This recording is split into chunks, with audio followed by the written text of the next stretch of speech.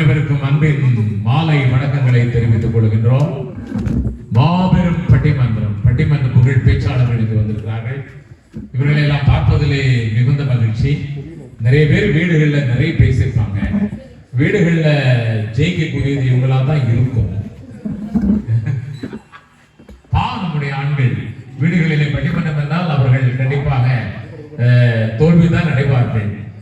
ஏனென்றால் வீடுகளிலே கோலோச்சுவதும் மேலோச்சுவதும் நம்முடைய வீராங்கனைகள் தான் என்பது நம்ம எல்லாருக்கும் தெரியும். பார்ப்போம் இன்றைக்கு யார் ஜெயிக்கப்போவர். நம்முடைய தலைப்பு என்னவென்றால், இன்றைய சமுதாயத்தில் இளைஞர்கள் வளர்கிறார்கள், இல்லை என்றால் சீரழிகிறார்கள். இன்றைய சமுதாயத்தில் இளைஞர்கள் வளரவில்லை என்று யார் சொன்னது? வளர்கின்றார்கள். உடம்பில் பயங்கரமான வளர்ச்சி இருக்கிறது. ஆனால் அது மட்டுமல்ல, பல்வேறு துறைகளிலே இன்றைய இளைஞர்கள் வளர்கின்றார்கள். அது கண்டிப்பாக பாராட்டப்பட வேண்டியது. இளைஞர் உலகம் இல்லை என்றால் இந்த உலகம் இல்லை. விவேகானந்தர் அழகாக சொன்னார். விவேகானந்தர் பொதுவாக ஒரு ஞானி என்று கருதப்படக்கூடியவர் அழகாக சொன்னார், 100 இளைஞர்களை, துடிப்புள்ள 100 இளைஞர்களை தாருங்கள், இந்த இந்திய நாட்டையே மாற்றி காட்டுகிறேன் என்று சொன்னார். அப்படி என்றால் இளைஞர் சக்தினை எந்த அளவுக்கு அவர் உணர்ந்து தெரிந்து வைத்திருக்கிறார் என்பதை புரிந்து, துடிப்புள்ள 100 இளைஞர்கள் மட்டும் போதுமா? நம்முடைய பங்கிலே 60 இளைஞர்கள் வந்திருக்கிறார்கள், இன்னும் 40 வேணும். எனவே இது ஒரு பக்கம் இருக்கிறது. இன்னொரு பக்கம் என்னவென்றால், இன்றைய சமூகத்தினர் எடுத்துக்கொண்டோம் என்றால், இளைஞர் உலகம் எப்படி போகிறது என்பதை நினைக்கின்ற பொழுது ரொம்ப பரிதாபமாகவும் இருக்கிறது. ரொம்ப ஒரு கஷ்டமான நிலையில் இருக்கிறது. சீர்படுவது ஒன்று, சீர் அழிவது ஒன்று. வீடுகளிலே பொதுவாக நமக்கு இருக்கக்கூடிய அந்த மசால் ஜாமான்கள், அதிலே ஒரு ஜாமானம் என்னவென்றால் ஜீரகம். உண்மைதானே? ஜீரகத்தினுடைய தமிழ் சொல் என்ன?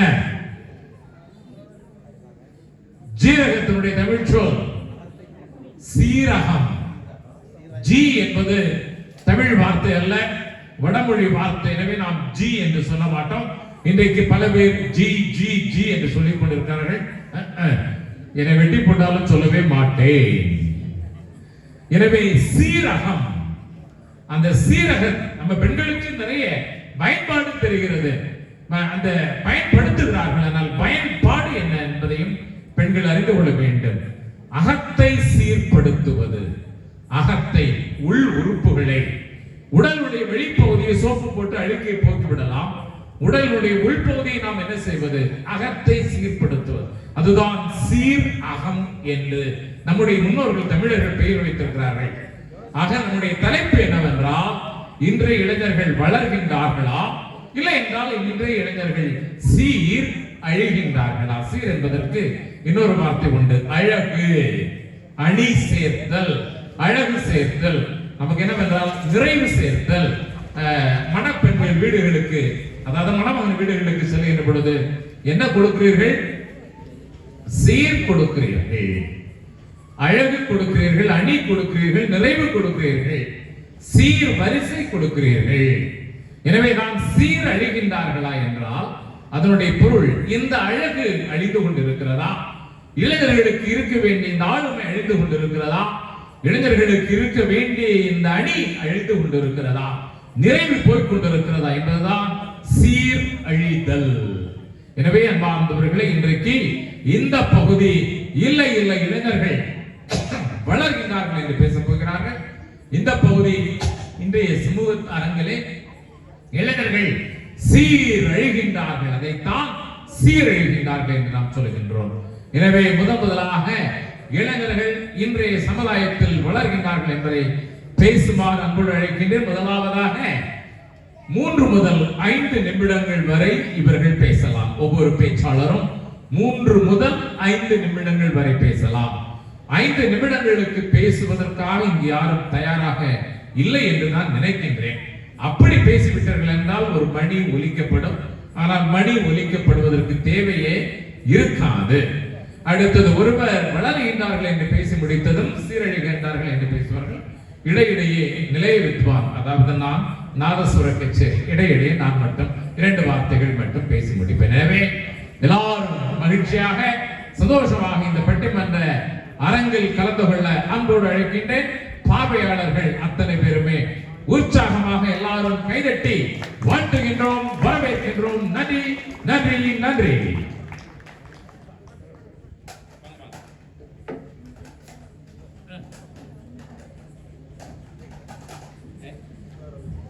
மூவரு இறைவனுக்கு என் முதல் வணக்கம். அவையில் வீற்றிருக்கும் நடுவர்களே மற்றும் எனது அணியினர்களுக்கும் எதிரணியில் இருப்பவர்களுக்கும் பார்வையாளர்களாக எனது ஊர் மக்கள் அனைவருக்கும் என் முதல் வணக்கங்கள். நான் இளைய தலைமுறையினர் வளர்கிறார்கள் என்ற கருத்தில் பேச வந்துள்ளேன். முதலாக நான் கூறுவது, இன்றைய இளைய தலைமுறையினர் கல்வியில் வளர்கிறார்கள் என்பதைத்தான். கல்விக்கென்றே உள்ள பல துறைகளில் சாதனை படைக்கிறார்கள். அதாவது விஞ்ஞானம், ஆர்டிபிஷியல் இன்டெலிஜென்ஸ் போன்றவற்றில் வளர்ச்சி அடைந்துள்ளதை காண முடிகிறது. கத்தியை விட கூர்மையான ஆயுதமாகிய பேனாவை கொண்டு சவால்களை வென்று சாதனை படைக்கிறார்கள். கணினியை கண்ணிமிக்கும் நொடிப்பொழுதில் இயக்குகின்ற திறமை அவ்வளவு ஒரு நிமிடத்தில் திறமை வாய்ந்தவர்களாகிவிட்டார்கள். புதிய புதிய கண்டுபிடிப்புகளை அறிமுகம் செய்து அடுத்த தலைமுறையினர் தங்களது வாழ்க்கையை எளிதாக நகர்த்த உதவுகின்றனர். கல்வியில் மட்டுமல்ல, விளையாட்டுத் துறையிலும் ஈடுபட்டு தங்கள் நாட்டிற்கு பெருமை சேர்க்கும் வகையில் ஒலிம்பிக் போன்ற உலக போட்டிகளில் கலந்து கொண்டு தங்கம், வெள்ளி, வெண்கலம் போன்ற பதக்கங்களை பெறுகின்றனர். மேலும் உடற்பயிற்சி செய்வதன் மூலம் உடலை நலமாக பேணுகின்றனர். உடல் நலத்தில் அதிக அக்கறை கொண்டவர்களாக இருக்கின்றனர்.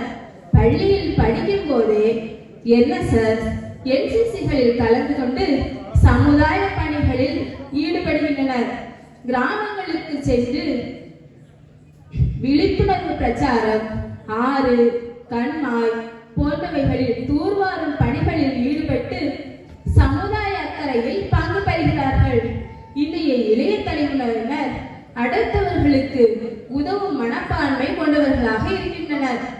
இதற்கு சிறிய சிறிய எடுத்துக்காட்டாக சென்னையில் நிகழ்ந்த இயற்கை பேரிடர், கேரளாவில் நிகழ்ந்த இயற்கை பேரிடர் காலங்களில் இளைய தலைமுறையினர் தாமாகவே முன்வந்து பாதிக்கப்பட்டவர்களுக்கு உதவி செய்தனர் என்பது நாம் அறிந்த ஒன்று. படிப்பிற்கு பாதி நேரம் ஒதுக்குகிறார்கள் என்றால் மீதி நேரங்களில் கலைகளை கற்று தேர்வதன் மூலம் ஆர்வம் காட்டுகிறார்கள். இசை கருவிகளை மீட்டுவதிலும் பாடல், ஓவியம், நீச்சல் போன்றவற்றை கற்று தங்கள் திறமைகளை வளர்த்துக் கொள்கிறார்கள். மட்டுமல்ல, சிலம்பம், கராத்தே போன்ற கலைகளை கற்று தன்னையும் பிறரையும் தற்காத்துக் கொள்கின்றனர். ஒவ்வொரு நாளையும் திட்டமிட்டு செயல்பட்டு வாழ்வில் ஜொலிக்கிறார்கள். நமது ஊர் இளைய தலைமுறையினர் கூட கோடை விடுமுறை நாட்களை பயனுள்ளதாக மாற்றியுள்ளனர். அந்த காலங்களில் நமது ஊர் திருவிழாவிற்கு கூட வெளியூர்களில் இருந்து ஆட்களை கூட்டு வந்து நிகழ்ச்சிகளை நடத்தி வந்தோம். ஆனால் இன்றைய இளைய தலைமுறையினர் தாங்களாக தயாரித்து ஒவ்வொரு நாட்களும் நிகழ்ச்சிகளை நடத்துவதை நம்மால் காண முடிகிறது. ஒரு பானை சோற்றுக்கு ஒரு சோர் பழம் என்பதை போல் நமது இளைஞர்கள் நமது பங்கு தந்தையிடம் சில கோரிக்கைகளை வைத்தனர். அது நம் ஊருக்கு ஆகாது என்று தந்தை அவர்கள் கூறினார்கள். அதற்கு ஒத்துழைப்பு கொடுப்பதன் மூலம் பெரியவர்களுக்கு மதிப்பு கொடுக்கிறார்கள் என்பதை அறிந்து கொள்ளலாம். இளைஞர்கள் பலர் இரத்த தானம் செய்கின்றனர், கண்தானம் செய்கின்றனர். ஏன் இறந்த பின் தங்கள் உடல் உறுப்புகளை தானம் செய்கின்றனர். சாதி வெறி படிப்படியாக குறைந்து வருவதற்கு அடிப்படை காரணமே இன்றைய இளைய தலைமுறையினர் தான். ஏனென்றால் அவர்கள் சாதியை விட நட்பை நேசிக்கிறார்கள். பல இளைஞர்கள் இறைவனுக்காக தன்னை அர்ப்பணித்து நம் பங்கு தந்தைகளை போன்று இறை பணி ஆற்றுகிறார்கள். எனவே இளைய தலைமுறையினர் வளர்கின்றார்கள் என்பதை மட்டுமே பதிவு செய்து நல்லதை நினைப்போம், நல்லதை செய்வோம், நல்லதை நடக்கும் என்று கூறி எனக்கு பேச வாய்ப்பளித்த உங்கள் அனைவருக்கும் நன்றி கூறி விடைபெறுகிறேன். நன்றி. மிக மிக சிறப்பாக இளைஞர்கள் வளர்கின்றார்கள். நான் கூட இளைஞர்கள் சீரழிகின்றார்கள் என்பதுதான் ஒருவேளை வெற்றி பெறுமோ என்று நினைத்துக் கொண்டிருந்த பொழுது இல்லை இல்லை, எங்களுடைய பேச்சாற்றலால் இளைஞர்கள் வளர்கின்றார்கள் என்ற அணிதான் வெற்றி பெறும் என்று சொல்லக்கூடிய அளவுக்கு பல கருத்துக்களை அடுக்கி சென்றிருக்கிறார்கள். கல்வி, ஏஐ, ஆர்டிபிஷியல் இன்டெலிஜென்ஸ், செயற்கை நுண்ணறிவு இன்றைக்கு வேகமாக வளர்ந்து கொண்டிருக்கிறது. அடுத்ததாக கணனி, மிக மிக மிக மிக பிரசித்தி பெற்றவர்கள் இளைஞர்களுக்காக கூட பயிற்சி, விளையாட்டு, விழிப்புணர்வு, நாட்டுப்புற கலைகளை கற்றுக்கொள்ளுதல், விழிப்புணர்வு கலைகளை கற்றுக்கொள்ளுதல், மக்களுக்கு பலவிதமான அடிப்படையான பணிகளை செய்தல், தானம் செய்தல், அதுவும் குறிப்பாக இரத்த தானம், உடல் உறுப்புகள் தானம் என்று பலவித பணிகளை நம்முடைய இளைஞர் பெருமக்கள் செய்வதாக அடுக்கிக் கொண்டே போனார்கள். எனக்கே பலவிதமான நினைவுகள் அதற்கு பிறகுதான் வந்தது. உண்மையில் வளர்கின்றார்களா? இல்லை, அத்தனையும் நடிப்பாக்கோவா என்று பேசுவதற்காக வருகின்றார்கள், சீரழிகின்றார்கள் என்ற தலைப்பிலே பேசுவதற்காக அன்பரை அன்போடு அழைக்கின்றேன்.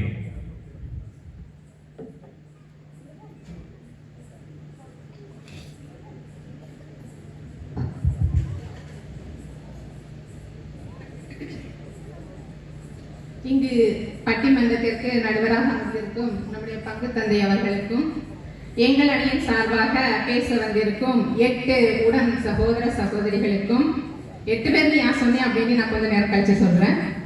அதற்கு பிறகு இங்கே அமர்ந்திருக்கும் நம்மளுடைய உறவினர்கள் அனைவருக்கும் முதலில் எனது மாலை வணக்கத்தையும் அதோடு கூட நம் புனிதரின் திருவிழா நாள் வாழ்த்துக்களையும் தெரிவித்துக் கொள்கிறேன். நான் முதல்ல நம்மளுடைய உறவினர்கள்ட்ட ஒரு கேள்வி கேட்டுக்கிறேன். ஃபாதர் ஏற்கனவே தலைப்பு சொல்லியாச்சு, ஒரு நபர் பேசியாச்சு. உங்ககிட்ட கேட்கிறேன், உங்ககிட்ட கேட்டா நீங்க என்ன பதில் சொல்லுவீங்க? கேட்கல, சீரழித்தார்கள். ஃபாதர், நீங்க இதிலே மக்கள் தீர்ப்பே நடுவர் தீர்ப்பாக இருக்கும் என்று நான் நினைக்கிறேன். வளர்றது நான் சொல்றேன். இப்போ அதான் ஃபாதர் முதலே சொல்லிட்டாங்க இப்படி வளர்றாங்க அப்படின்னு. ஆளுமை திறன்ல வளர்றாங்களா அப்படிங்கறத நான் இப்ப சொல்றேன்.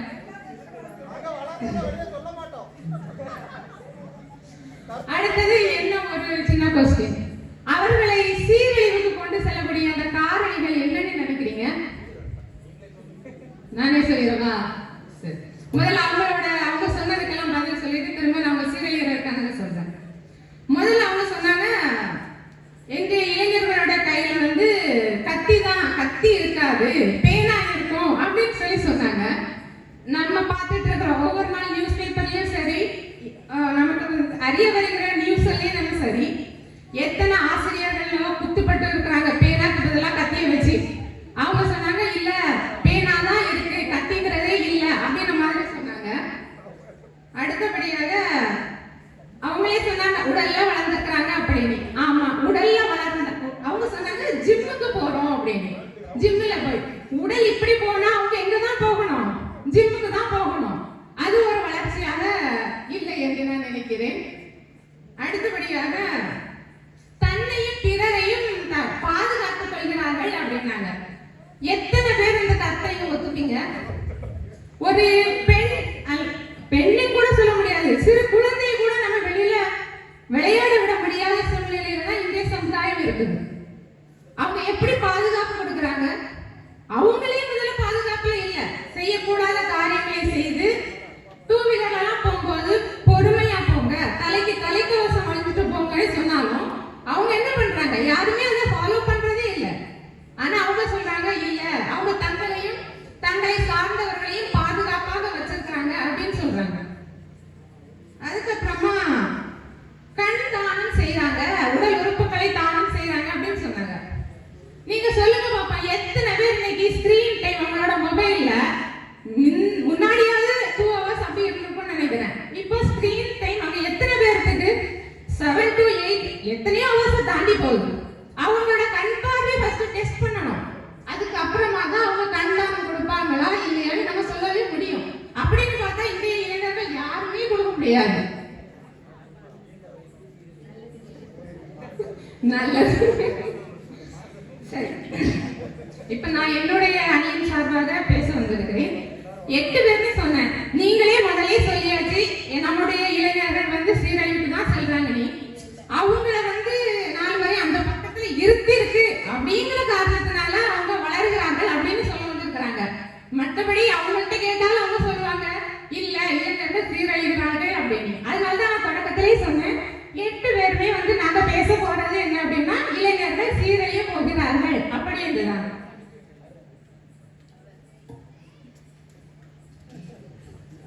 சீரழியறதுக்கு காரணம் அப்படின்னு பார்த்தா எல்லாரும் சொல்லுவீங்க மொபைல் போன் அல்லது போதைப் பொருட்கள் அப்படின்னு. ஆனா நான் சொல்றேன், என்னோட முதன்மையான கருத்து என்னதான் இருக்கும் அப்படின்னா பெற்றோர் சொல் கேளாமை. அதுதான் இன்றைய இளைஞர்கள் அவங்களோட சீரான பாதையிலிருந்து அழிவுக்கு செல்வதற்கு தொடக்கம் அப்படின்னு நான் நினைக்கிறேன். அப்படி நினைக்கிறது இல்லை, அதுதான் உண்மை. என்னைக்கு அந்த இளைஞனானவன் அவருடைய பெற்றோருடைய சொல்லை கேளாமல் அவர்களிடமிருந்து தனியாக செல்கிறானோ அந்த பாயிண்ட்ல இருந்து அவன் சீரழிய தொடங்குறான் அப்படிங்கறத அவங்க அப்பா அம்மாவே புரிஞ்சுக்கணும். இப்போ நான் ஒரு சின்ன இன்சிடென்ட் சொல்றேன். அவங்க எப்படி வளர்றேன் அப்படின்னு சொல்றதுக்கு என்னன்னா, ஒரு இளைஞர்கிட்ட நான் கேட்டேன், எனக்கு தெரிஞ்சவங்க, நான் இந்த மாதிரி பட்டிமன்றத்துல பேச போறேன்டா, அப்ப நீ எப்படி வளர்ந்துருக்குன்னு சொல்லு அப்படின்னு கேட்டேன். அவன் என்ன பதில் சொல்லிருப்பான்னு நினைக்கிறீங்க ஃபாதர்? நீங்க ஃபாதர் சொல்ல மாட்டாங்களா? சரி நான் சொல்றேன். அவன் சொன்னான், நான் முன்னாடி சின்ன பையனா இருந்தேன், இப்ப நான் நல்லா வளர்ந்துட்டேன் அப்படின்னு சொன்னான். அடுத்தது ஸ்கூல்ல எல்லாம் முன்னாடி எனக்கு ஹேர் எல்லாம் கட் பண்ணி விட்டுருவாங்க, ஆனா இப்போ நான் எனக்கு பிடிச்ச மாதிரி ஒரு குருவி கூடோ காக்கா கூடோ அப்படின்ற மாதிரி நான் வளர்த்துக்கிறேன். குருவி கூட கட்ட தேவையில்லை, அதுலயே வந்து உட்கார்ந்து இருக்கலாம் அப்படின்னு சொல்றான். அடுத்தது தாடி ஒண்ணு. சின்ன வயசுல எல்லாம் எனக்கு தாடி நான் வரைஞ்சுதான் பார்ப்பேன், இப்போ தேன் கூடு மாதிரி வளர்த்துருக்கிறேன் அப்படின்னு சொல்றான். புழிஞ்சா தேன் வருமோ என்ன வருமோ யாருக்குமே தெரியாது. அவர்கள் சொன்ன வளர்ச்சியானது இப்படித்தான் இருக்கிறது. இளைஞர்கள் வளர்த்தல்னா என்ன அப்படிங்கறதே புரியாம அவங்க இருக்கிறாங்க. அந்த சிச்சுவேஷன்ல தான் எங்களோட இளைஞர்கள் இருந்து கொண்டிருக்கிறார்கள். நான் வந்து இளைஞர்கள்ட்ட நீங்க வளர்த்துவாங்க அப்படின்னு சொல்றதை விட எங்களோட பேரண்ட்ஸுக்கு வந்து ஒரு சின்ன வேண்டுகோளை இதை வைக்கிறேன். உங்களோட பிள்ளைகள் வந்து உங்க சொல் பேச்சை கேட்காம இருக்கிறாங்க, அவன் எப்படியும் போட்டு அவன் எப்படியும் போட்டு அப்படின்னு நீங்க விடாதீங்க. எந்த தருணத்துல நீங்க அவங்க அப்படி சொல்லி விடுறீங்களோ அவங்கள வந்து பிடிச்சுக்கிறதுக்கு, அவங்கள சீரழிப்பதற்கு நிறைய காரணிகள் அங்க வெயிட் பண்ணிட்டே இருக்கு. அதனால இங்கே பெற்றோர்களுக்கு ஒரு சிறிய வேண்டுகோளாக வைக்கிறேன், எந்த தருணத்திலும் உங்களுடைய பிள்ளைகளை நீங்க சீரழிய விடாமல் அவர்கள் சொல் பேச்சு கேட்கலை அப்படின்னாலும் அவர்களை பிடித்துக் கொள்ளுங்கள், அப்பொழுதுதான் அவர்கள் சீரழிய மாட்டார்கள். அடுத்ததாக நிறைய காரணிகள் இருக்கு. மொபைல் போன், அதுக்கப்புறம் போதைப் பொருட்கள், எல்லாமே இந்த மாதிரி நிறைய சொல்லிக்கிட்டே போகலாம். நான் காரணமாக சிலவற்றை நான் சொல்கிறேன். மொபைல் போன் யூஸ் பண்றாங்க, அதுல வந்து வளர்ச்சிக்கான ஒரு இதையே தேடுறாங்க அப்படின்னு நம்ம எடுத்துக்கலாம். தேடும் போது ஒரு ஆடோ ஏதோ வருது, அது தெரியும், அதனோட தம்ப்நெயில்ல இருந்தே அந்த பையனுக்கு தெரியும், ஏன்னா படிச்சிருக்கான்னு வச்சிருக்கலாம், கொஞ்சமாவது தெரியும். இதை ஓபன் பண்ணா அது வந்து நம்மளை வந்து சீரழிக்கும் பாதைக்கு தான் கொண்டு செல்லும் அப்படின்னு.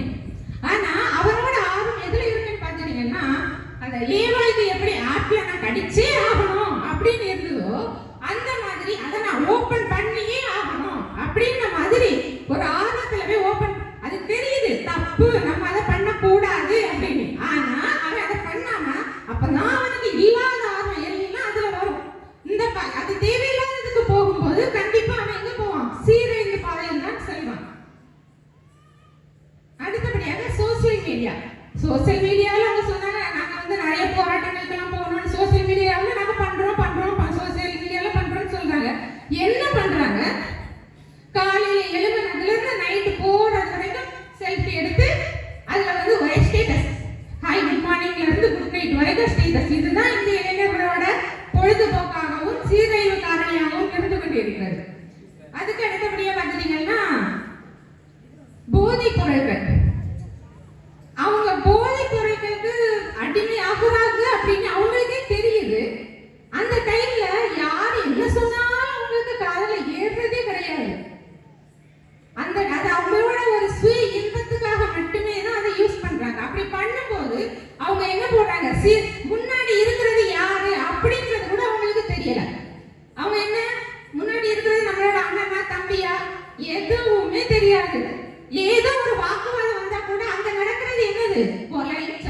சச்சரவு அதுதான் வரும், வேற எதுவுமே வராது. அவர்களுடைய அந்த பழக்கத்தை மாற்ற முடியாமல் அதற்கு அடிக்ஷன் ஆகி எத்தனை குடும்பங்கள் இன்று சீரழிந்த பாதையில் சென்று கொண்டிருக்குன்னு எல்லாத்துக்குமே தெரியும். நிறைய நியூஸ் பேப்பர்ஸ் எல்லாத்தையும் படிச்சிருப்பீங்க.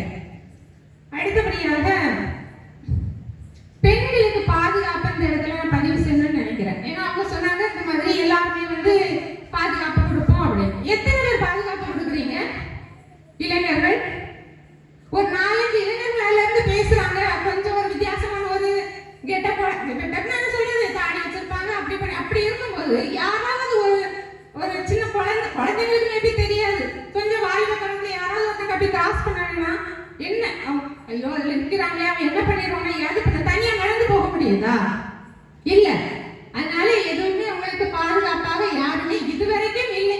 ஏன்னா மேபி நம்மளோட அக்கா தங்கச்சிக்கு இருக்கலாம், அப்படிப்பட்டவங்க இருக்கலாம். 1-2 பாதம் கூட சொன்னாங்க 40 இளைஞர்கள் 60 இளைஞர்கள் தான் இருக்கிறாங்க, இன்னும் 40 பேர் வேணும் நமக்கு. நம்ம ஊர்லயே நம்ம 40 பேரை என்ன தேட வேண்டியது இருக்கு.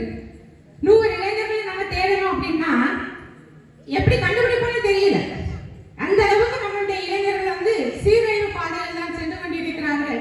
எனவே மக்கள் சொன்ன தீர்ப்பு அருள் தந்தை அவர்களுக்கு கூறுவார்கள் என்று கூறி வாய்ப்பளித்தமைக்கு நன்றி கூறுகிறேன். நன்றி, வணக்கம்.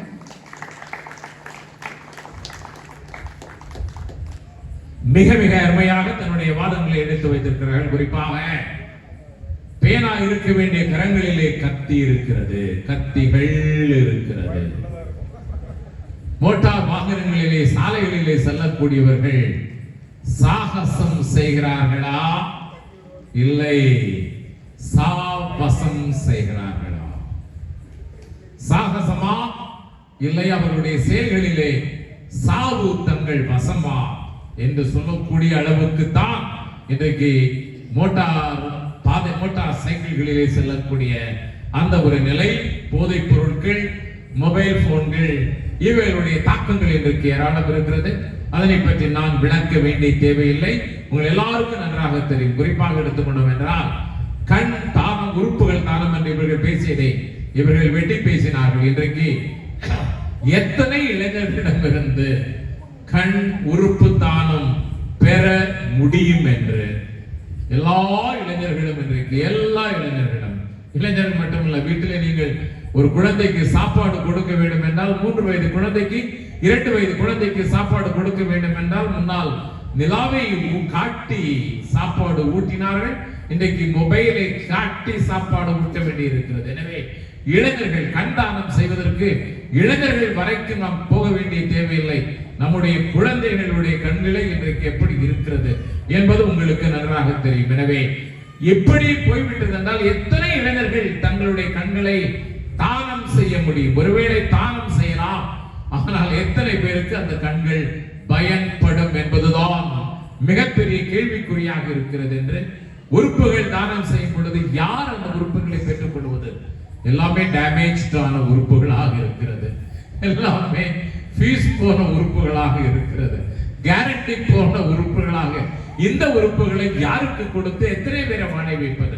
இது இன்றைய சமுதாயத்தினுடைய நிலைமையாக இருக்கிறது. எனவே தான் பொதுவாக சொல்வார்கள், போதைப் பொருள் பழக்கத்தை பற்றி வைத்துக் கொண்டு சொல்வார்கள், அது எவ்வளவு தூரம் மோசம் என்றால் ஒரு தகப்பன் அப்படியே ரத்தம் தேவைப்படுகின்ற தன்னுடைய சொந்த குழந்தைக்கு கூட இன்றைக்கு ரத்தம் கொடுக்க முடியாத நிலையில் அவருடைய ரத்தங்கள் எல்லாம் பயங்கரமாக அழுக்காகிவிட்டது என்று சொல்வார்கள். இதெல்லாம் இப்படி பலவிதமான கருத்துக்களை சொல்லி இளைஞர்கள் கண்டிப்பாக சீரழிகிறார்கள் என்று பேசி முடித்திருக்கக்கூடிய சகோதரிக்கு நம்முடைய வாழ்த்துக்களை தெரிவித்துக் கொள்கின்றோம். அடுத்ததாக இல்லை, கண்டிப்பாக இல்லை. என்ன சொன்னாலும் என்ன பேசினாலும், கூட்டமே இருந்தாலும், இடியே வந்து விழுந்தாலும் இளைஞர்கள் வளர்கிறார்கள் என்று பேச வருகிறார்கள். சகோதரி அன்புடன் அழைக்கின்றேன், பாராட்டுவோம், கைதட்டி வரவேற்போம்.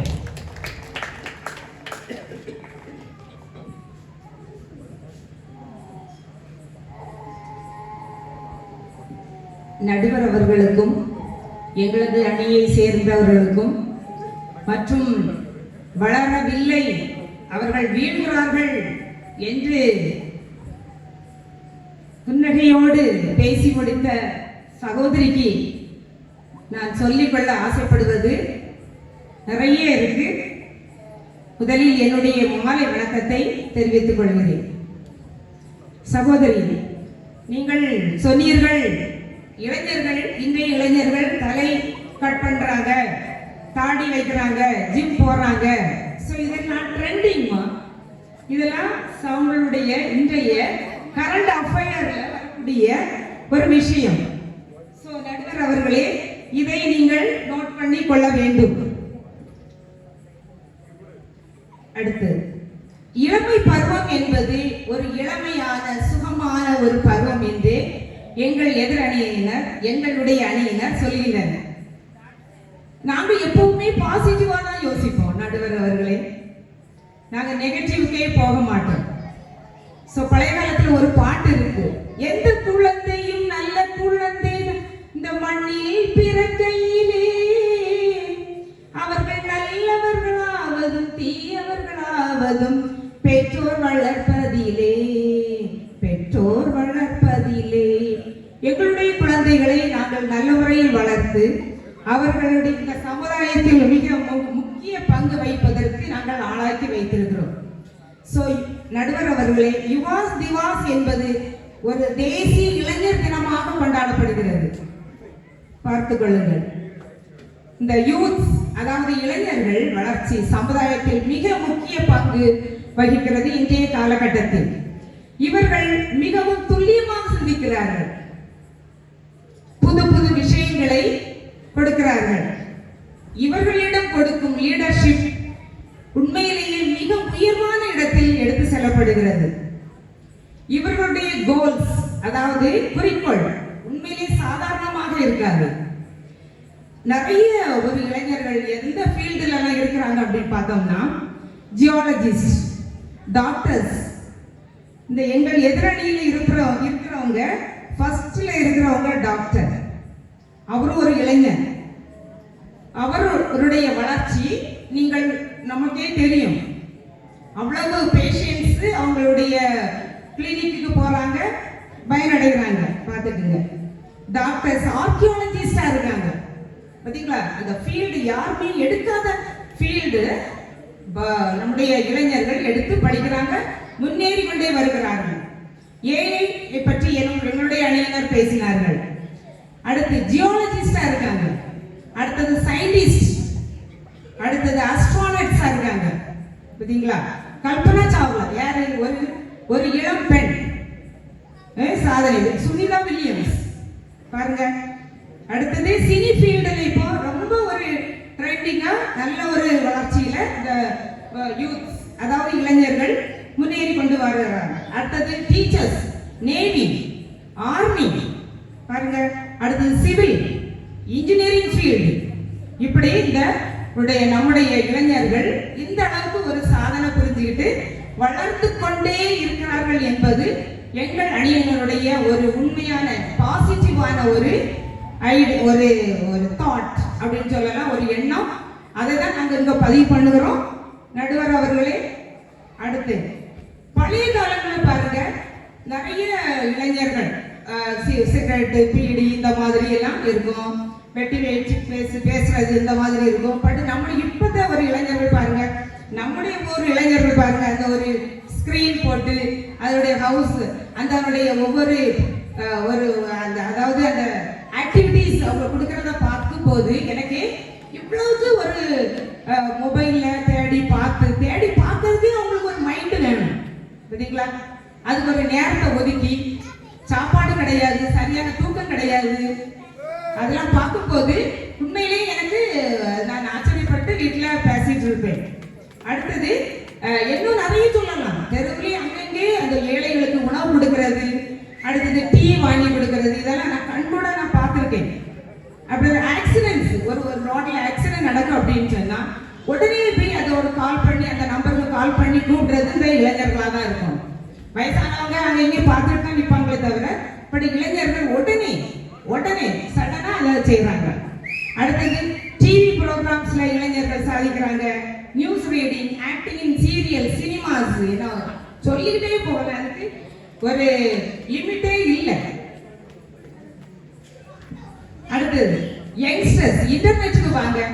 இன்டர்நெட்ல இப்ப நான் தான் சொன்னேன், கேம்ஸ் ஏகப்பட்ட ஆக்டிவிட்டிஸ் வச்சு நடத்திட்டு இருக்காங்க. இந்த 2 குரூப்பா பிரிச்சு கொடுத்துட்டு இருக்காங்க. பிறகு இந்த இன்டர்நெட் பத்தி அவங்கள்ட்ட ஒரு விஷயத்தை கேட்டோம்னா ரொம்ப ஒரு தெளிவா, ஒரு சரியான ஒரு தெளிவோடு அவங்க பேசுவாங்க. இப்ப எங்க பிள்ளைகளே எனக்கு அழகழகா என்ன ஒரு அந்த விஷயங்கள், அந்த ஸ்கூல் பொறுத்தளவுல எமிஸ்ங்கிற ஒரு பெரிய ஒரு விஷயத்த அழகா எனக்கு சொல்லி புரிய வச்சிருக்காங்க. யாரு அந்த பிள்ளைகள்? எனக்கு என்னோட வயசானவங்களா, இளைஞர்கள், பெண்கள் பார்த்துக்குங்க. அப்புறம் வாட்ஸ்அப், ட்விட்டர், ஃபேஸ்புக், கூகுள், அடுத்தது இன்ஸ்டாகிராம், இவங்கெல்லாம் எல்லாம் ஒருவேளை அந்த ஆராய்ச்சி என்ன சொல்லுதுன்னா 98% இளைஞர்கள் டெவலப்மெண்ட்ல தான் இருக்காங்க. அவங்க எந்த ஒரு இதுலயுமே இல்லை. பட் 1, 2, 3 அந்த ஒரு % இளைஞர்கள் ஒரு சில வேண்டாத விஷயங்களை செய்துட்டு தான் இருக்காங்கிறது உண்மை. ஓகே, ஸோ அடுத்தது இன்டர்வியூ பாருங்க. அவங்களோட ஜாப் ஓரியன்டட், அவங்களோட லைஃப் ஓரியன்டட் அவ்வளோமே அந்த இன்டர்நெட் அந்த ஒரு இதுல பண்றாங்க. அப்புறம் அவங்களுடைய ஹையர் ஸ்டடீஸ், அவங்களுடைய ஜாப், ஃபியூச்சர் பார்ட்னரை சூஸ் பண்ணதுக்குமே அவங்க இந்த ஒரு இன்டர்நெட்ங்கிற ஒரு இதை தேடி அதுல ஒரு நல்ல ஒரு வெல் ஆக்டிவிட்டிவா என்ன செய்யறாங்க இருக்காங்க. அப்புறம் அதுல நல்ல ஒரு தரோ இன்டெலிஜென்ஸ் அதுல அவங்களுக்கு இருக்குங்கிறதே நான் சொல்றேன். பிறகு வீடுகள்ல பாருங்க, ஒரு மிக்சி நாஸ் ஆயிட்டு, இல்லாட்டி ஒரு கிரைண்டர் ரிப்பேர் ஆயிட்டுன்னா உடனே நம்முடைய இளைஞர்களை கூப்பிட்டா போதும். இல்லாட்டி ஒரு கம்ப்யூட்டர் பயன்படுத்துறது நாஸ் ஆயிடும், உடனே அதை சரி பண்ணி இமீடியட்டா நமக்கு அது தர்றது நம்முடைய யங்ஸ்டர்ஸ். அடுத்தது நல்ல ஜெனரல் நாலேஜா இருக்கிறாங்கிறது நான் சொல்ல அதை மறக்கவே மாட்டேன். அதை மறக்கக்கூடாது, யாருமே மறக்க முடியாது, அதை மறக்கவும் முடியாது அப்படி. அடுத்தது சிங்கிங், பிளேயிங் இன்ஸ்ட்ருமெண்ட்ஸ். நம்ம ஊர்லயே பாருங்க எவ்வளவு பேர் அந்த பிளேயிங் மியூசிக்கல் இன்ஸ்ட்ருமெண்ட்ஸ்ல வெல் எக்யூப்டாக இருக்காங்க பாருங்க. அடுத்தது கரண்ட் ஈவென்ட்ஸ் பற்றி பேசுறதுக்கு இவங்ககிட்ட பேசிட்டே இருக்காங்க. எவ்வளவு விஷயங்கள் அந்த ஃபாரின் கண்ட்ரிஸ் பற்றி பேசுறது, அந்த எந்தெந்த டூரிஸ்ட் ஏரியா சூப்பரா இருக்குங்கிறத பேசுறது எல்லாமே இந்த யங்ஸ்டர்ஸ் அவ்வளவு. நம்ம ஒரு ஒரு குறிப்பிட்ட ஏஜானவங்களுக்கு எல்லாம் இதெல்லாம் விஷயம் தெரியவே தெரியாது. ஆனா அவங்க அந்த அளவுக்கு பேசுறாங்க. அடுத்து பாருங்க, குயின் அதாவது மேரி காம் அப்படிங்கிற ஒருத்தங்க பாக்ஸிங்ல ரொம்ப ஒரு 2001ல இருந்து சாதிச்சு நம்முடைய இந்தியாவில் நிறைய அவார்டு மெடல்ஸ் வாங்கி கொடுத்துருக்காங்க. அடுத்தது கிரிக்கெட் பிளேயர் சச்சின் டெண்டுல்கர் பாருங்க, சூப்பரா விளையாடி அது ஒரு பேர் வாங்கி கொடுத்துருக்காங்க. இவங்கெல்லாம் இளைஞர்கள் தான். அடுத்தது online ticket booking, GPay, mobile recharge, EB bill, bank transaction அப்பா சொல்லி முடியாது. எவ்வளவு உண்டோ அவ்வளவுக்கு நம்முடைய இளைஞர்கள் இன்றைய காலகட்டத்தில் லைஃப் ஓரியன்டட்னாலும் சரி, அவங்களுடைய நமக்கு சொல்லித்தரணும்னாலும் சரி, அவ்வளவு ஒரு என்ன சொல்லலாம், ஸோ வளர்ந்து கொண்டே இருக்கிறாங்க. ஸோ டெவலப்மெண்ட் லாட் அப்படிங்கிறது நான் இந்த இடத்துல நான் பதிவு பண்ணுறேன். அடுத்தது யங்ஸ்டர்ஸ். அப்போ இதுல தெரிகிறது என்னன்னா, நம்ம இளைஞர்கள் சாதித்து கொண்டே இருக்கிறார்கள். அத அவங்களுக்காக நான் என்ன சொல்றேன், ஒரு பாட்டு பாடுறேன். உலகம் பிறந்தது இவர்களுக்காக, நம்முடைய இளைஞர்களுக்காக,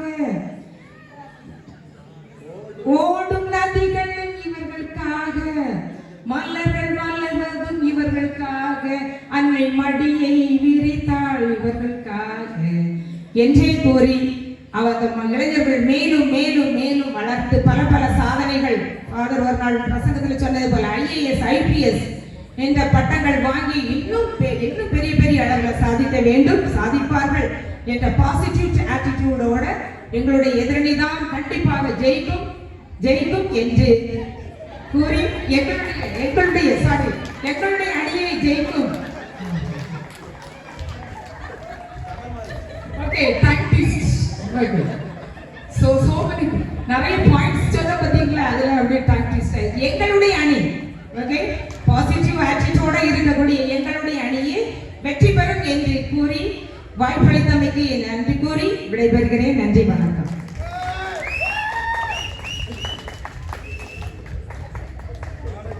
ஏராளமான கருத்துக்களா பட்டிமன்றத்தை அப்படியே கிரங்கடித்துக் கொண்டிருக்கக்கூடிய சகோதரிக்கு நன்றி. குறிப்பாக இளைஞர்கள் பாசிட்டிவ் மனப்பான்மையோடு இன்றைய உலகத்தினுடைய பல்வேறு துறைகளிலே அவர்கள் ஈடுபட்டு வளர்ந்து கொண்டிருக்கிறார்கள். இந்த உலகத்தை நகர வைத்துக் கொண்டிருக்கிறார்கள். இன்றைய நாம் வாழ்கின்ற இந்த உலகமானது நகர்ந்து கொண்டிருக்கிறது என்றால் அதற்கு அடிப்படையான காரணங்கள் யார்? இளைஞர்கள். என்ன வேண்டும் என்றாலும் கேட்டால் இளைஞர்களை கேளுங்கள். முன்னொரு காலத்தில் சொல்வார்கள், தமிழ் வாணனை கேளுங்கள் என்று சொல்வார்கள். என்ன கேள்விக்கும் அவர் பதில் சொல்லுவாராம். இன்றைக்கு என்ன தேவை என்றாலும் இளைஞர்களை கேளுங்கள் என்று சொல்லக்கூடிய அளவுக்கு தங்களுடைய கருத்துக்களை வாரி வழங்கிக் கொண்டிருக்கிறார்கள். இன்னும் சிறப்பாக சொல்ல வேண்டும் என்றால் சமூக பணிகளில் இளைஞர்கள் ஈடுபட்டு இருக்கிறார்களா? சமூக பணிகளில் இளைஞர்கள் ஈடுபட்டு இருக்கிறார்களா? எப்படி ரோட்ல ஒரு ஆக்சிடென்ட் வந்துட்டதுனால உடனடியாக இளைஞர்கள் சென்று உதவி செய்வார்களாம். அப்படி பேசிட்டு இருக்கிற பொழுது இங்க ஒரு அம்மா சொல்றாங்க, ஆக்சிடென்ட் ஏற்படுத்துறதே அவங்க தானே அப்படின்னு சொல்லிட்டு. என்னன்னு எனக்கு தெரியாது. எதற்கும் அவர்கள் வந்து பேசத்தான் போகின்றார்கள். குறிப்பாக அவர்கள் சொல்வதிலே மிக முக்கியமானது என்னவென்றால், இன்றைக்கு இந்த நான் சொன்ன போன்ற இந்த உலகம் வளர்ப்பதற்கு அந்த டாக்டர்ஸா இருக்கலாம், இன்ஜினியர்ஸா இருக்கலாம், பல்வேறு துறைகளில் ஈடுபட்டு இருக்கக்கூடியவர்களாக இருக்கலாம், சோசியல் மீடியாவை பயன்படுத்தி உலகம் முழுவதும் நல்ல செய்திகளை பரப்பக்கூடியவர்களாக இருக்கலாம். அத்தனைக்குமே இளைஞருடைய கைகளில் இருக்கிறது. இளைஞர்கள் இந்த உலகத்தை இன்றைக்கு வாழ வைத்துக் கொண்டிருக்கிறார்கள், வளர வைத்துக் கொண்டிருக்கிறார்கள். ஜெர்மனி நாட்டிலே ஒரு நிகழ்ச்சி சொல்ல வேண்டும். ஜெர்மனி நாட்டில் நான் போகக்கூடிய ஒரு பங்கிலே ஒரு அம்மாவுக்கு பிளட் கேன்சர் இங்கெல்லாம் பிளட் கேன்சர் வந்து விட்டது என்றால் அதோடு முடிஞ்சாச்சு. அவ்வளவு 2 வருஷம் 3 வருஷம் 5 வருஷம் அதோடு முடிந்து விட்டது. இந்திய நாட்டிலே லைஃபுக்கு கேரண்டி என்பதில்லை. ஒரு அம்மாவுக்கு பிளட் கேன்சர். சோ அந்த அம்மா என்ன செய்யறாங்கன்னு சொன்னா, அந்த போன் மேரோ ட்ரீட்மெண்ட், போன் மேரோ இங்க இருந்து ஒரு எலும்பு சவ்வு இது ஒன்று எடுப்பார்கள். அதை எடுத்து அந்த பிளட்டை புதிதாக உருவாக்குவார்கள். யாரிடமிருந்து அந்த எலும்பு சவ்வு மஜ்ஜை எடுக்கிறோமோ அவரிடமிருந்து அந்த புதிய ஒரு பிளட் அவர்களுக்கு உருவாகும். இங்கே மருத்துவர் ஒரு இருக்கிறார். என்ன செய்கிறார்கள் என்றால் அவர் அந்த அம்மா அந்த இன்டர்நெட்ல போடுறாங்க அவங்களுடைய பிளட் குரூப் என்ன, அந்த போன் மேரோ ட்ரீட்மெண்ட்டுக்குள்ள ரெக்யர்மெண்ட்ஸ் என்ன இன்டர்நெட்ல போடுறாங்க. எப்படி வளர்ந்து இருக்கிறது என்பதற்காக இன்டர்நெட்ல போடுறாங்க. அயர்லாந்துல இருந்து ஒரு பையன் ஒரு ஆள் அயர்லாந்துல இருந்து ரெஸ்பாண்ட் பண்றாரு, பதில் சொல்றாரு, எனக்கு இப்படிப்பட்ட ஒரு விஷயம் இருக்குது, நான் உங்களுக்கு அந்த போன் மேரோ ட்ரீட்மெண்ட்டுக்கு நான் உங்களுக்கு ஒத்துழைப்பு கொடுக்கலாம். So he was invited to Germany. அதனுடைய செலவு எல்லாமே அந்த ஊர்க்காரங்க வந்து 200,000 யூரோ, 200,000னா ஒரு 180 லட்சம் ரூபாய், 1,80 லட்சம் ரூபாய் அவங்களே கலெக்ட் பண்ணி எடுத்து இந்த ட்ரீட்மெண்ட்டுக்காக செய்து அவர் இங்க வந்து அவர் அந்த போன் மேரோ அவருடைய அந்த எலும்பு மஜ்ஜைய அதை எடுத்து இந்த அம்மாவுக்கு கொடுத்து அதுல இருந்து புதிய பிளட் உருவாகி she is completely all right. இதெல்லாம் நம்ம இன்னைக்கு நினைச்சு பார்க்கவே முடியாது. இந்தியா இந்த ஒரு நிலைக்கு வர வேண்டும் சொன்னா இன்னும் ஒரு 100-150 வருஷம் ஆகும். எத்தனை ஜீக்கள் வந்தாலும் அந்த ஜீக்கள் இருக்கிற வரைக்கும் இது நடக்காது. ஆனால் இப்படிப்பட்ட ஒரு துறைகளிலே இன்றைக்கு நாம் போய்கொண்டிருக்கிறோம் என்றால் அதற்கு அடிப்படையாகவே இந்த கம்ப்யூட்டர், இந்த ஏஐ இவைகளை எல்லாம் பயன்படுத்தக்கூடிய சக்தியும் ஆற்றலும் யாருக்கு இருக்கிறதுனா நம்முடைய இளைஞர்களுக்கு இருக்கிறது. எனவே இளைஞர்கள் வளர்கிறார்களோ இல்லையோ அது எனக்கு தெரியாது. ஆனால் அவர்கள் நினைத்தார்கள் என்றால் இந்த உலகத்தை வளர வைக்க முடியும் என்கின்ற பாணியை பேசி சென்றிருக்கக்கூடிய சகோதரிக்கு பாராட்டுகள், வாழ்த்துக்கள். அடுத்ததாக வருகிறார்கள். ஏற்கனவே அவர்கள் பேசிக் கொண்டு இருந்த பொழுது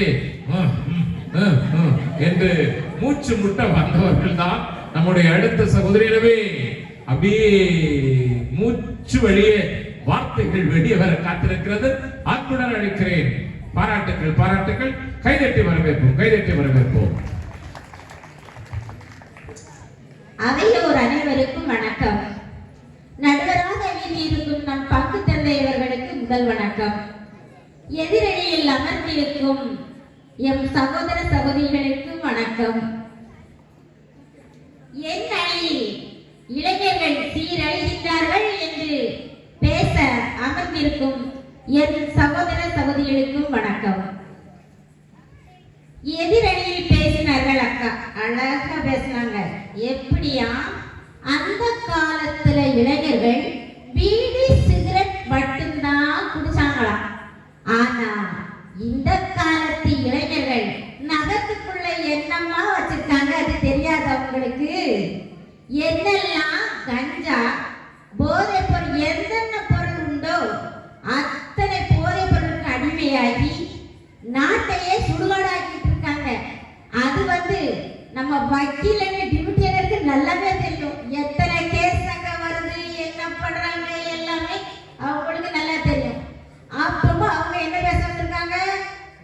இளைஞர்கள் வளர்கிறார்களாம். எங்கதான் வளர்கிறாங்கன்னு எனக்கும் தெரியல.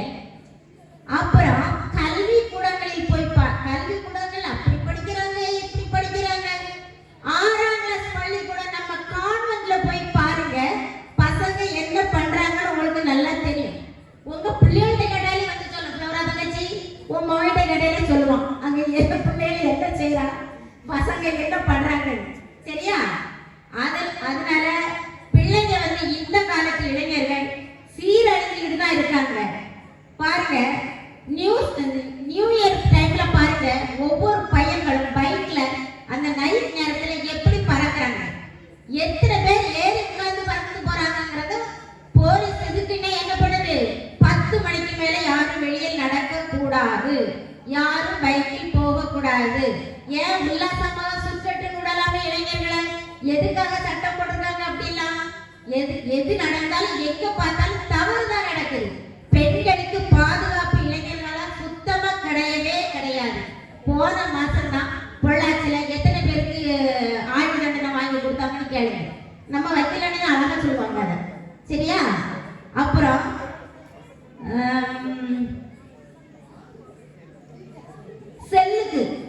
செல்லுக்கு அடிமையாகி எத்தனை இளைஞர்கள் தற்கொலை பண்ற அளவுக்கு போய் மூளை பாதிக்கப்பட்டு வீட்டுக்குள்ளேயே இருந்து செல்ல நோண்டி நோண்டி நோண்டி நோண்டி வெளியே போகாம எத்தனை பேர் இப்போது விளையாட்டுல தற்கொலை பண்ணிக்கிடுறாங்க. இல்லைன்னா மூளைக்கு சம்பந்தமான நோய்கள் வந்து தாக்கப்பட்டு அந்த மைண்டே அவங்களுக்கு இல்லாம போயிடும். இளைஞர்கள் தானே அதுல வந்து அதிகமா பாதிக்கப்படுது. செல்லுக்கு அடிமையாகிறது இளைஞர் தான். ராத்திரி முழுவதும் செல்லு தான் வச்சுட்டு இருக்காங்க. படுங்கடா, சும்மா இருக்காங்க, கொஞ்ச நேரம் பார்த்துட்டு படுங்க, இப்படிதான் சொல்றாங்களே தவிர யாராவது அந்த செல்ல வந்து ராத்திரி விடிய விடிய பாக்குற ஆட்களும் பசங்களும் இருக்காங்க. நம்ம கேபி அஞ்சோஞ்சாட்ட கேட்டா தெரியும். இங்க வந்து பசங்க இளைஞர்கள் நம்ம இளைஞர்கள் எப்படி முன்னேற்றத்துல போயிட்டு இருக்காங்க. அத்தனை பேர் செல்ல வச்சுட்டு ஒரே உரசுகள் தான். என்னதான் அந்த செல்லுல இருக்குதோ அவர்களுக்கு தான் தெரியும். சரியா?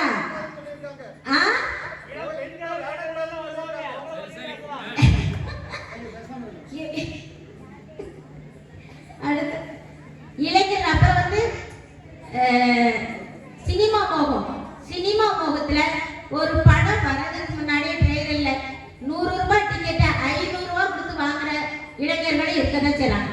இருந்து அதை பார்த்து அந்த நடிகருக்கு பாலாபிஷேகம் பண்ணி அந்த கட்டவுட் வச்சு கட்டவுட்ல போய் அவங்களுக்கு மேலே ஏறி பாலை ஊற்றி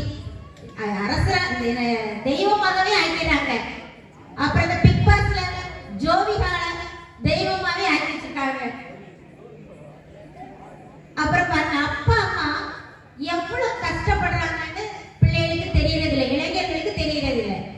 உடனே 9th ஸ்டாண்டர்ட் 10th ஸ்டாண்டர்ட் பையாச்சா, எனக்கு பைக் வாங்கிதான், அது 1-2 பைக் 3 லட்சத்துக்கு புல்லட் வாங்கினாதான் நான் போவேன் அப்படின்ட்டு வாங்கிட்டு போய் எனக்கு தெரிஞ்ச 4 பசங்க போய் உடனே ஆக்சிடென்ட் ஆகி ஆஸ்பத்திரியில போய் கையில கட்ட போட்டுட்டு போலீஸ் ஸ்டேஷன்ல போய் வண்டியை வாங்கி வச்சுக்கிட்டான், என் வண்டியை வாங்கிட்டாங்கன்னு தெரிஞ்சுக்கிட்டு அங்க போய் கம்ப்ளைண்ட், அங்க எத்தனை கம்ப்ளைண்ட் வந்து அவ்வளவுமே இளைஞர்கள் பண்ற வேலை தான்.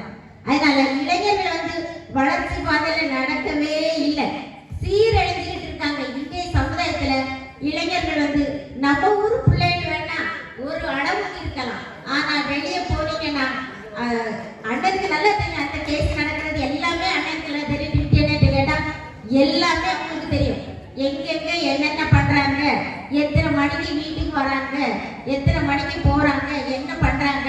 ஒரு சின்ன 3 வயசு பிள்ளை கூட வெளியே நிம்மதியா விளையாட முடிய மாட்டேங்குது இந்த காலத்து இளைஞர்கள் இருக்கிற இடத்துல. அப்புறம் வந்து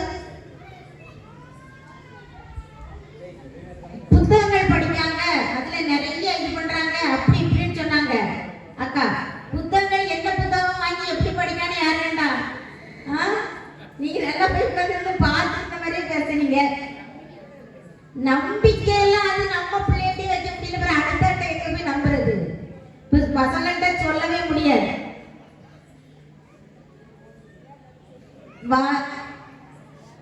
அவ்வளவுதான். இளைஞர்கள் வந்து இந்த காலத்து இளைஞர்கள் சீரழிந்து கொண்டுதான் இருக்கிறார்கள் என்று கூறி எனக்கு வாய்ப்பளித்தமைக்கு நன்றி கூறி விடைபெறுகிறேன். நன்றி.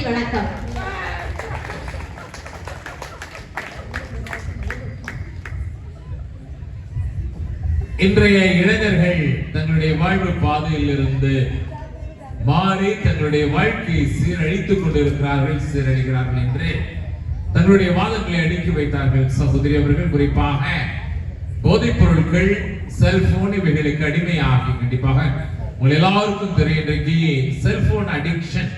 முன்னொரு காலத்தில் ஆல்கஹால் அடிக்ஷன் இருந்தது, இப்பொழுது போதைப் பொருள் அடிக்ஷன், அடுத்தது செல்போன் அடிக்ஷன்.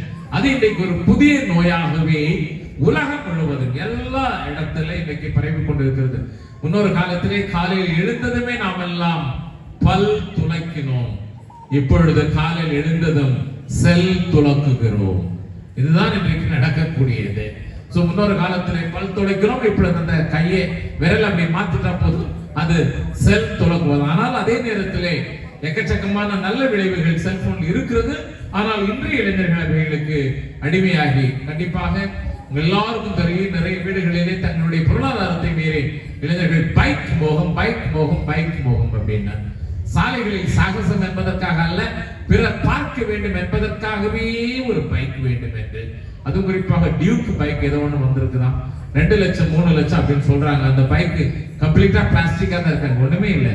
ஏதாவது ஒரு கல்லை தூக்கி போட்டாலும் போது அது அப்படியே ஒட்டு மொத்தமாகவே நாசாயிரம். அதுக்கும் இளைஞர்கள் இன்னும் இன்றைக்கு இந்த காலகட்டங்களில் பார்த்து விட்டோம் என்றால் ஹீரோ வர்ஷிப், அதாவது ஹீரோ வர்ஷிப்னு உங்க எல்லாருக்கும் தெரியும், தலைமை வழிபாடு இல்ல, அந்த கதாநாயகன் வழிபாடு. அதாவது நம்முடைய சினிமா கலைஞர்களை தெய்வங்களாகவே பாதித்து அவர்களுக்கு உரிய வழிபாடு, அதான் ஹீரோ வர்ஷிப் என்று சொல்வார்கள். நம்முடைய இளைஞர்கள் ஒருவேளை திருவிழா என்பதால் நாகர்கோவிலுக்கு செல்லவில்லை நினைக்கின்றேன். இருந்தாலும் 1-2 இளைஞர்கள் தக் லைஃப் பார்த்திருப்பாங்க அப்படின்னு நான் நினைக்கிறேன்.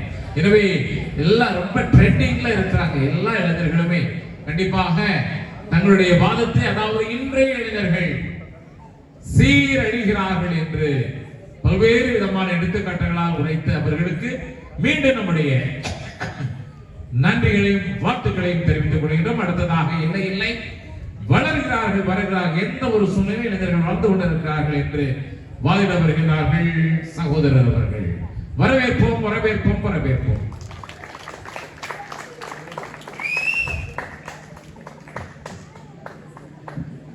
பட்டிமன்றத்தின் தலைவர் அவர்களுக்கும், எனது சக பேச்சாளர்களுக்கும், எனது எதிரடி பேச்சாளர்களுக்கும், எங்களை ஆதரித்துக் கொண்டிருக்கின்ற உங்கள் அனைவருக்கும் நன்றி. இளைஞர்கள் வளர்கிறார்கள் என்பதுதான் உண்மை. இது யாரும் மறுக்க முடியாது. ஏன்னா ஒரு ஜனத்தொகையில பெரும்பான்மையான சதவீதம் இளைஞர்கள் தான் இருப்பாங்க. ஒரு ஊர் வளர்கிறது என்றால் இளைஞர்கள் வளர்கிறார்கள். இளைஞர்கள் வளர்ந்தால்தான் ஊர் வளரும், ஊர் வளர்ந்தால்தான் மாநிலம் வளரும், மாநிலம் வளர்ந்தால் நாடு வளரும். ஒவ்வொரு ஆண்டும் நமது நாடு, நமது ஊர், நமது மாநிலம் வளர்ந்து கொண்டே இருக்கு. அப்படின்னா அதுக்கு என்ன அர்த்தம்? இளைஞர்கள் வளர்கிறார்கள். ஏற்கனவே இருந்த எங்களை பொறுப்பிட்டு 60 வயசுகளும் அதுக்கு முன்னாடி இருந்தவங்களும் அவங்க இளைஞர்களாக இருந்த போது வளர வச்சாங்க. அந்த வளர்ச்சியை இப்போது இளைஞர்கள் தொடர்ந்து கொண்டு போயிட்டு இருக்காங்க. அதனாலதான் இளைஞர்களால் தான் வளர்ச்சி வருகிறது. அதனால இளைஞர்கள் வளர்கிறார்கள். நாம் அனைவரும், நமது சமுதாயம் வளர்கிறது, நாடு வளர்கிறது. அடுத்து வருகிறேன். என்னுடைய சகோதரி தங்கை ராணி அவங்களுடைய பேச்சுல சீண்டி சொன்னாங்க. அதுக்கு நான் முதல்ல ஒரு சின்ன ரிப்ளை தான். இளைஞர்கள் கஞ்சா குடிக்கணும்னு சொல்றாங்க. இன்னைக்கு எல்லா இளைஞர்கள் கஞ்சா குடிக்கல. ஒரு சிலர் வடநாட்டுல விளைவித்து வரக்கூடிய கஞ்சாவை அவங்களுடைய வியாபாரத்துக்காக அவங்க மேல திணிக்காங்க, அவங்கள கெடுக்காங்க வடநாட்டுக்காரங்க. அதனால ஒரு சில இளைஞர்கள் அங்கொன்றும் இங்கொன்றுமாக எங்கேயோ ஒரு சில சம்பவங்கள் சில கஞ்சா குடிக்காங்க, இல்லைன்னு சொல்லல. ஆனா பழைய காலத்துல என்ன பண்ணாங்கன்னா கஞ்சாவே நம்ம பகுதியில் உள்ள மக்கள் விளைவிச்சு வீட்டுல பயிர் பண்ணி குடித்தாங்க. இன்னைக்கு அப்போ இன்னைக்கு இளைஞர்கள் வளர்ந்திருக்காங்க, முன்னேறி இருக்காங்க. அவங்களுடைய பார்வையில ஞானம் வந்திருக்கு. அதனால நமது இளைஞர்கள் இதனடி சொல்வது மாதிரி அவங்க அழிவு நோக்கி போகல, வளர்றாங்க, வளர்ச்சி நோக்கி போயிட்டு இருக்காங்க. இதை யாருமே மறக்க முடியாது. ரெண்டாவது சொன்னாங்க அந்த ஆக்சிடென்ட் 2 வீலர்ல நடக்குன்னு சொன்னாங்க. பழைய காலத்துல எல்லாம் 2 வீலரே கிடையாது. ஒரு ஊருக்கு ஒரு சைக்கிள் இருக்கிறதா இருந்தா நீங்க பார்த்ததே அரிது. ஆனா இன்னைக்கு எப்படி இருக்கு? நம்ம நாட்டில் உள்ள நம்ம கன்னியாகுமரி மாவட்டத்தில் உள்ள, நான் வேற ரொம்ப போகல, கன்னியாகுமரியில் காரு, பஸ், அரசு வாகனங்கள், பிரைவேட் வாகனம், ட்ரக்கு, டூ வீலர், கார், இது எல்லாத்தையும் ஒரே நாள் நம்ம மாவட்டம் முழுதும் இருக்கக்கூடிய ரோடுல வந்து நிறுத்தி விட்டா இந்த வாகனங்களுக்கு இடம் போதாது. இதுதான் உண்மை. இதை யாரும் மறுக்க முடியாது. நாவரும் இல்ல, ரெண்டு அடிக்கு இடையில ஒவ்வொரு காரும் வாகனமும் பாஸ் ஆகிட்டு இருக்கு. விபத்து வந்து தவிர்க்க முடியாதது. இது வேணும், இளைஞருடைய தவறால வரதில்லை. இது வாகன கோளாறுனால வரலாம், டியூ இந்த டிராபிக்கினுடைய அதிகரிப்பின் காரணமாக ஏற்படலாம். அதனால வந்து இளைஞர்கள் விபத்து ஏற்படுத்திட்டாரு எடுத்துட்டாருன்னு சொன்னா அது தவறு. கவர்மெண்ட் பஸ் ஓட்டக்கூடிய ஒரு இளைஞரா, அவர் 50 வயசுக்காரர் ஓட்டுறாரு, அவருக்கு பிரேக்கிங் ஃபெயில் ஆயிட்டா ஆக்சிடென்ட் நடக்கும். இதெல்லாம் தவிர்க்க முடியாது. அதனால இளைஞர்கள், அதனால அவர் இளைஞர்கள் வந்து அழிகிறாங்க, வீழ்றாங்க, கெடுறாங்கன்னு சொல்றது தப்பு. அடுத்த வாரம் பெண்களுக்கு பாதுகாப்பு இல்லைன்னு சொல்றாங்க. எப்படி பாதுகாப்பு இல்லை? 1965 தமிழ்நாட்டுடைய மக்கள் தொகை வெறும் 2.5 கோடி தான். இன்னைக்கு 8.5 கோடி. அன்னைக்கும் பெண்களை கிண்டல் பண்ண சம்பவங்கள் நடக்கதான் செய்யுது, கற்பழிப்பு நடக்கதான் செய்யுது. இன்னைக்கு சோசியல் மீடியா இருக்கு, அன்னைக்கு இல்ல. அன்னைக்கு ஒரே ஒரு பத்திரிகை உண்டு, ஒரு சின்ன டிரான்சிஸ்டர் தான் உண்டு, அதுல தகவல் வெளியே வராது. இன்னைக்கு அப்படி இல்ல. காலையில் எடுத்த உடனே சொன்னாங்கல்ல, செல்லை துறக்கிறார்கள். செல்ல என்னத்தை துறக்காங்க? உலகத்தில் என்ன நடந்திருக்கு, என்ன மாற்றம் நடந்திருக்கு, என்ன செய்தி வந்திருக்கு, நாட்டில் என்ன நடக்குது, அதைத்தான் பார்க்கறாங்க. அதனால செல்லுனால வந்து கெட்டு போறவங்க ஒரு சிலர் கெட்டு போவான், 100 ஒருத்தன் 99 வளரலாம். இளைஞர்கள் இன்னைக்கு வந்து செல்ல பார்த்து என்ன பண்றாங்க? அழகி உதவி மையமா, அங்க எத்தனை வேகன்சி வருது, சவுதிக்கு எத்தனை வேகன்சி, கத்தாருக்கு எத்தனை வேகன்சி, என்ன குவாலிஃபிகேஷன் வேணும் பாக்குறாங்க. செல்ல பார்த்தோன்னா இன்னைக்கு தமிழ்நாடு பப்ளிக் சர்வீஸ் கமிஷன் எத்தனை, என்னைக்கு டேட் போட்டிருக்காங்க, என்னைக்கு எக்ஸாம் வருது, இதை பாக்குறாங்க. அடுத்த ஹையர் எஜுகேஷன் எதுல போனா நல்லா இருக்கும் அதை பாக்குறாங்க. அப்படி முன்னேற்றத்தை நோக்கி, வளர்ச்சி பாதை நோக்கி போயிட்டு இருக்காங்க. அதனால வந்து இளைஞர் செல்லு பார்த்தோன்னா கெட்டுட்டாங்க கூக்குரல் போடுறது, ஐயோ அம்மா ஏத்தம் போடுறது தவறு. அடுத்து அந்த நீதிமன்றத்தில் உள்ள கதைகளை சொன்னாங்க. அந்த மாசந்தோறும் தண்டனை வருது, ஆயுள் தண்டனை. இது முன்னாலே நடந்து தமிழ்நாட்டில் 2.5 கோடி ஒரு 60 ஆண்டுகளுக்கு முன்னாலே இருந்துச்சுன்னா நடந்து, இப்ப 8.5 கோடி இருக்கான். அன்னைக்கு வந்து 5 நடந்திருக்கும், இன்னைக்கு 10 நடந்திருக்கும். ஆனா மக்கள் தொகை வந்து 400% அதிகரிச்சிருக்கு. அதை நீங்க ஏன் பார்க்க மாட்டீங்க? குற்றம் வந்து உங்க பார்வைக்கு வந்து டபுள் ஆகிருக்கலாம், 100% கூடி இருக்கும். ஆனா 400% மக்கள் தொகை கூடி இருக்கு. அப்ப அந்த ப்ரொபோஷனேட்ல வந்து இந்த குற்றம் குறையத்தானே செய்திருக்கு. அப்ப நம்ம இளைஞர்கள் பண்பற்றவர்களாக இருக்காங்க. இதுல என்ன சந்தேகம் உங்களுக்கு? அப்ப இளைஞர்கள் வளரத்தானே செய்திருக்காங்க. அடுத்து 1967க்கு பிறகு மது விலக்கு தமிழ்நாட்டில் கிடையாது. மதுவை திறந்து விட்டுறாங்க, யார் வேணாலும் குடிக்கலாம். சாராய கடை, அரிஷ்ட கடை எல்லாமே குடிக்கலாம். அப்படி குடிக்க ஒரு வாய்ப்பை ஏற்படுத்தி கொடுத்த பிறகும் இந்த இளைஞர்கள் வளர்ச்சி நோக்கி நம்ம நாட்டையும் ஊரையும் கொண்டு போயிருக்காங்கன்னு சொன்னா அவர்கள் வளர்கிறார்களா, தேய்கிறார்களா?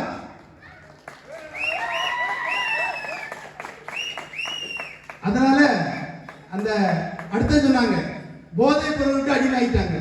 போதைப் பொருளுக்கெல்லாம் முன்ன காலத்துல, நான் பார்த்த காலத்துல, நான் ஒரு 10 வயசு பையனாருக்கு பார்த்தலாம், நம்ம ஒரு பக்கத்து ஊர்கள் எல்லாம் மது போதைக்கு நிறைய பேர் அடிமையா இருந்தாங்க. அங்கங்க சாலை ஓரங்கள்ல விழுந்து கிடக்குத பார்த்திருக்கேன். கட்டில தூக்கிட்டு வருவாங்க வீடுகளுக்கு. இதெல்லாம் கண்கூடா கண்ட காட்சிகள். இன்னைக்கு இருக்குதா? இல்ல. அப்ப நம்ம இளைஞர்கள் வளர்ந்திருக்கிறார்கள். சரியா? அதே மாதிரி எல்லா இடங்கள்லயும் நமக்கு சர்ச்சில்னா நமக்கு ஞானதேசம், டெம்பிள்ல போனா வேறு மாதிரியான உபதேசங்கள், மஸ்ஜித்ல போனா உபதேசம், நல்ல ஒழுக்கங்களை ஒவ்வொரு இடத்துலையும் சொல்லி கொடுத்துட்டு இருக்காங்க. இளைஞர்கள் அதை பின்பற்றி வராங்க. எங்கேயோ ஒரு கழுதைகள் இருக்கும், விதிவிலக்கு, அதான் எல்லாத்துலயும் இருக்க விதிவிலக்கு. அதனால இளைஞர்கள் இந்த காலத்துல தேய்கிறார்கள் என்று சொல்றதை வந்து ஏற்றுக்கொள்ளவே முடியாது. நமது நாடு பொருளாதாரத்தில் இன்னைக்கு வந்து முன்னேறி வருதுன்னா இளைஞருடைய எழுச்சி. இன்னைக்கு வந்து கம்ப்யூட்டர் துறையில வந்து நாம வந்து நம்முடைய இளைஞர்கள் தான் உலகத்துல முன்னோடியா இருக்காங்க. இதை பார்த்து பொறாமப்பட்டு அண்டை மாநிலத்தான சீஃப் மினிஸ்டர் சந்திரபாபு நாயுடு சொல்லியிருக்காரு, தமிழ்நாட்டு கம்ப்யூட்டர் கம்ப்யூட்டர் இன்ஜினியர் பாருங்க உலகம் முழுவதும் வியாபித்திருக்கிறார்கள். அப்ப என்னது? நாம வளர்ந்திருக்கோம்.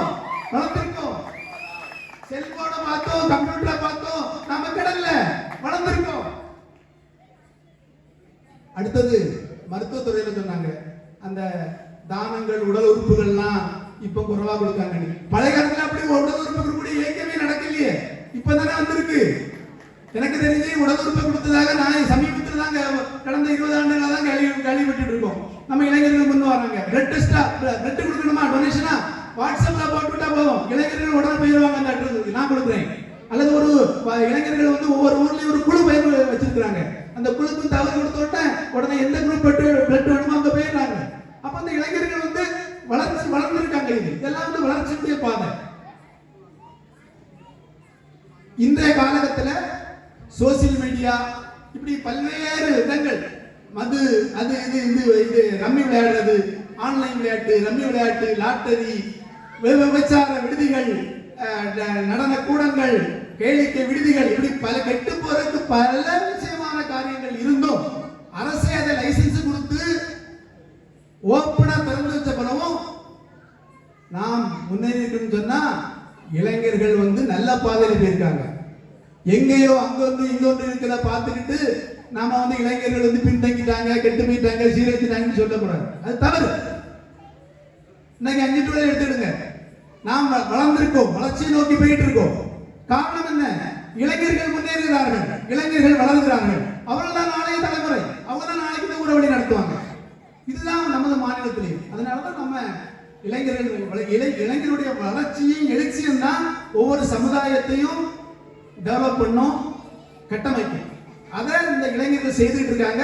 எனவே இளைஞர்கள் வளர்கிறார்கள் என்று மீண்டும் மீண்டும் கோரி அதை அனைவருக்கும் உறக்க கூறி விடைபெறுகிறேன். நன்றி, வணக்கம்.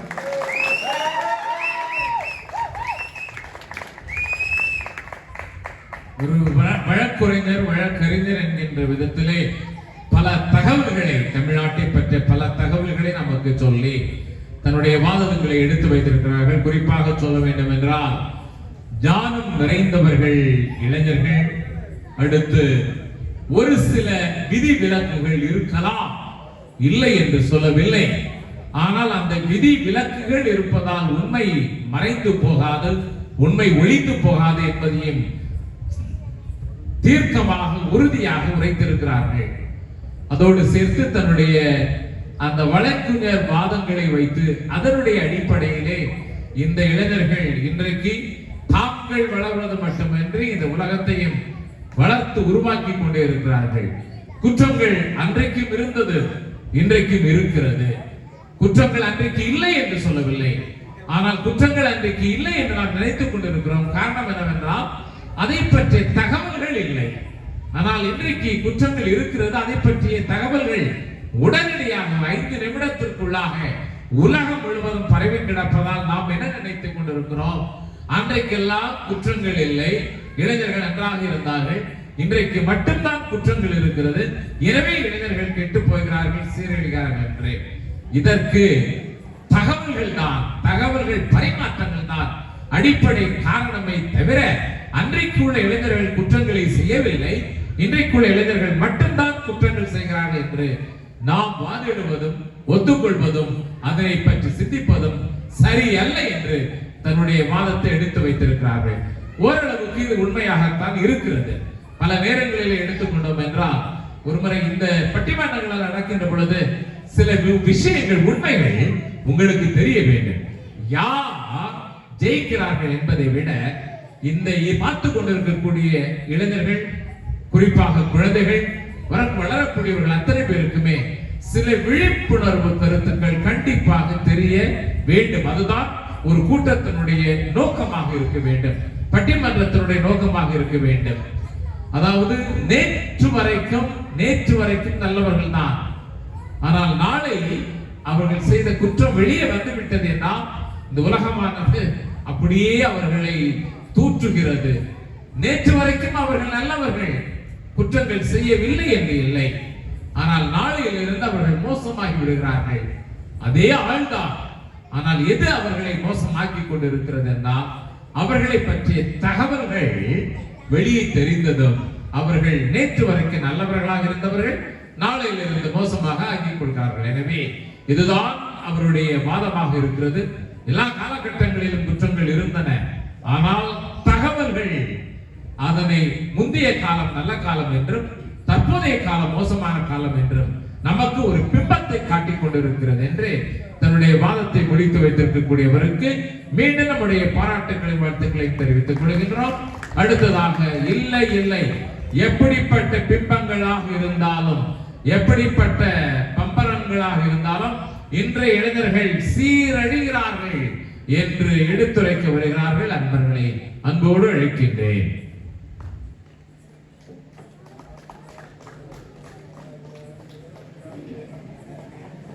பேரன்புக்குரிய நீதிபதியாக அமர்ந்திருக்கும் எங்கள் அன்பு தந்தையே, ஆளும் கட்சியாக இருக்கின்ற எங்கள் அணியும் எதிர்கட்சியாக இருக்கின்ற அணியனுக்கும் முதற்கண் வணக்கம்.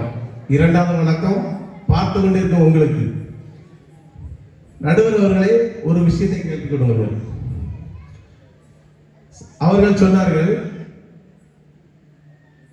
ட்ரெண்டு ட்ரெண்டு ட்ரெண்டு டெட்டு டெட்டு டெட்டு ட்ரெண்டு கூடிய வேலைகள் இல்லாம டெட்டாக ஆயிட்டு, நாகரிகம் என்று சொல்ல வேண்டியது நாசமாயிட்டு. இதுதான் உண்மை. இளைஞர்கள் நம்ம ஊர் இளைஞர்கள் குறித்து நான் சொல்ல, நம்ம ஊர் இளைஞர்கள் நல்லவர்கள், ஆனால் நாம் நாட்டில் உள்ள கருத்தை தான் நான் சொல்கிறேன். நல்ல இளைஞர்கள் சில, சீரழிவு இளைஞர்கள் பல. இதுதான் உண்மையான கருத்து.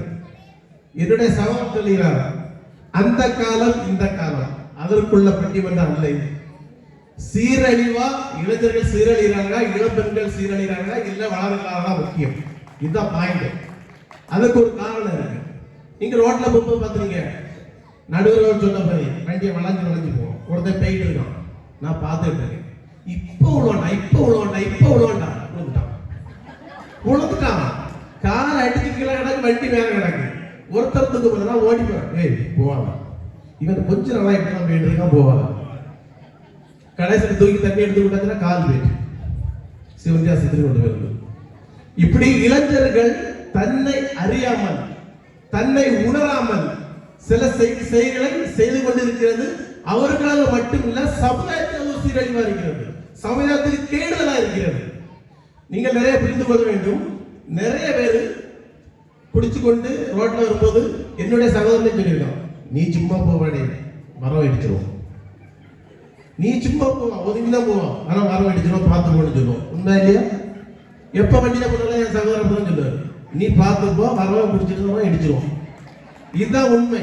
இது இளைஞருக்கு மட்டும் இல்லை, இளம் பெண்களுக்கு அப்படிதான். கன்னியாகுமரியில உள்ள இந்த சுற்றுலாத்தலத்தை நீங்க பார்த்தா போதும். நாங்க சுற்றுலாத்தலத்துல இருக்கிறனால எங்களுக்கு தெரியுது அங்க சீரழிவுகள் எப்படி நடக்குது தெரியும். புரியுதா? அது மட்டும் இல்லாம நீங்க இந்த சவுத்து, அதாவது தென் மாநிலங்களை கடந்து வட மாநிலங்களுக்கு போங்க, அங்க கத்திய சொல்றாங்க. ஆனா நம்ம மக்கள் புத்திய சொல்றதுக்காக. இதான் விஷயம். சீரழிவு வந்து அதிகமாக நடந்து கொண்டிருக்கிறது. நான் இப்போ ஒரு யூடியூப்ல ஒரு விஷயம் பார்த்தேன். 2 இளைஞர்கள் சேர்ந்து ஒரு நாயை கழுத்தை இறுக்கி அந்த தண்ணியில போட்டு காடுறாங்க, கொண்டு. எவ்வளவு சீரழிவு! அது ஒரு உயிர் என்பதை அவர்கள் மறந்து அதை ரொம்ப கடினப்படுத்தி கொடுமைப்படுத்தி கொள்றாங்க. அது பெரிய பிரச்சனையாகி அவங்க கைது பண்ணிட்டாங்க, அது வேற விஷயம். ஆனா நான் என்ன சொல்றேன்னா, சில குறைவான இளைஞர்கள் நல்லா செய்யறாங்க, இல்லைன்னு சொல்லல, அவங்கள பாராட்டணும். நம்ம ஒரு இளைஞர்கள் எடுத்துக்கிட்டா பாக்கியசாலிகள், அவங்கெல்லாம் நிறைய காரியங்களை செஞ்சிருக்காங்க, நல்லவர்களா இருக்காங்க. ஆனா நம்ம அநேக காரியங்களை பார்க்கும்போது மிக மோசமா நடந்துகிட்டு இருக்கு. அவங்க சொன்னாங்க, இளைஞர் எலக்ட்ரிஷியன் வந்துடும். ஏன் பெரிய எலக்ட்ரிஷியன் இல்லையா? நான் எலக்ட்ரிஷியன் தான். இளைஞர் பிளம்பர் வந்துடும். ஏன் பிளம்பர் தான், என்ன தெரியாதா? கம்ப்யூட்டர் பார்ப்பான். ஏன் பெரிய கம்ப்யூட்டர் பார்க்கலையா? அமெரிக்கால ட்ரம்ப் கம்ப்யூட்டர்லாம் இருந்துட்டு இருக்காரு. அமெரிக்கால ட்ரம்ப் அப்படி எல்லா இளைஞரும் சொல்ல முடியாது, எல்லாருக்கும் எல்லா வகையும் உண்டு. ஆனால் சீரழிவு என்பது அவர் சில இளைஞர்களால பல விதமான சீரழிவுகள் உண்டு. ஒன்றை கடந்து ஒன்று. இப்போ ஒருவன் தண்ணி அடித்துக் கொண்டு இருக்கிறாங்க, இன்னொருத்தனுக்கு கூப்பிடாங்க, போப்பா, வாப்பா, 4 பேர் சேருவோம், 4 பேர் 8 ஆகும், 8 12 ஆகும். இப்படி கடந்து இந்த 12 15,000 பேருக்கு இடைஞ்சல் வரக்கூடிய ஒரு லெவலில் தான் வந்துட்டு இருக்கு. நிறைய காரணங்களை நம்ம அதை சுட்டி காட்ட முடியும். அதுக்குள்ள நேர காலங்கள் இல்லை. அதெல்லாம் என்ன சொல்லணும்னா, இளைஞர்கள் சீரழிவை நோக்கி கடந்து போய்கிட்டு இருக்காங்க. இதுக்கு முதல் காரணம் வந்து கல்வி அறிவு தன்மை குறைவு. நீங்க எடுத்துக்கிட்டா கல்வி அறிவு இருந்தாலும் அதை பெற்றோர்கள் சரியாக பேணி காப்பதில்லை. சில பெற்றோர்கள் சண்டை பிடிச்சு விட அந்த பைக்கை வாங்கி ஓட்டுறாங்க. தந்தை சொன்ன மாதிரி ஒரு கண்டத்துக்கு போனா உடஞ்சிருவோம், அப்படி பின்னால ஒரு ஆள் இருக்கும், அப்படி ஆக்சிடென்ட் ஆனா பின்னால இருந்தால் மூலமே ஆகும். அந்த மாதிரி ஒரு சீர்கெட்டத்தனமான ஒரு பைக்கெல்லாம் இறக்கி இது பண்றாங்க. அதெல்லாம் நம்ம என்ன செய்யணும், இந்த ஜெனரேஷன்ல இளைஞர்களை பாதுகாப்பு முக்கிய கடமை இருக்கு. ஆனால் சீரழிவை நோக்கி அதிகமா போய்கொண்டு இருக்கு. அதனால் நாம் கவலைப்பட வேண்டிய கட்டாயத்தில் இருக்கிறோம். நம்ம நாடும் எல்லாமே விழிப்புணர்வு இளைஞர்களுக்கும் இளம் பெண்களுக்கு தான் கொடுத்துட்டு இருக்காங்க. இளைஞர் மட்டும் இல்லை, இளம் பெண்களை நம்ம குறிக்கணும், அவங்கள நம்ம பிள்ளைகளும், அதனால எல்லாரையும் குறிக்கணும், அவங்களை நம்ம வழிநடத்தணும். சீரழிவு ஆகி கொண்டிருந்தாலும் நம்ம அதை பதப்படுத்த வேண்டியது கட்டாயம் நமக்கு இருக்கு. ஆனாலும் முடியவில்லை. ஆனாலும் சீரழிவு இளைஞர் மூலமாக இருக்கிறது என்பதை நான் ஆணித்தரமாக சொல்லி முடிச்சு நன்றி உரை முடிக்கிறேன். வணக்கம்.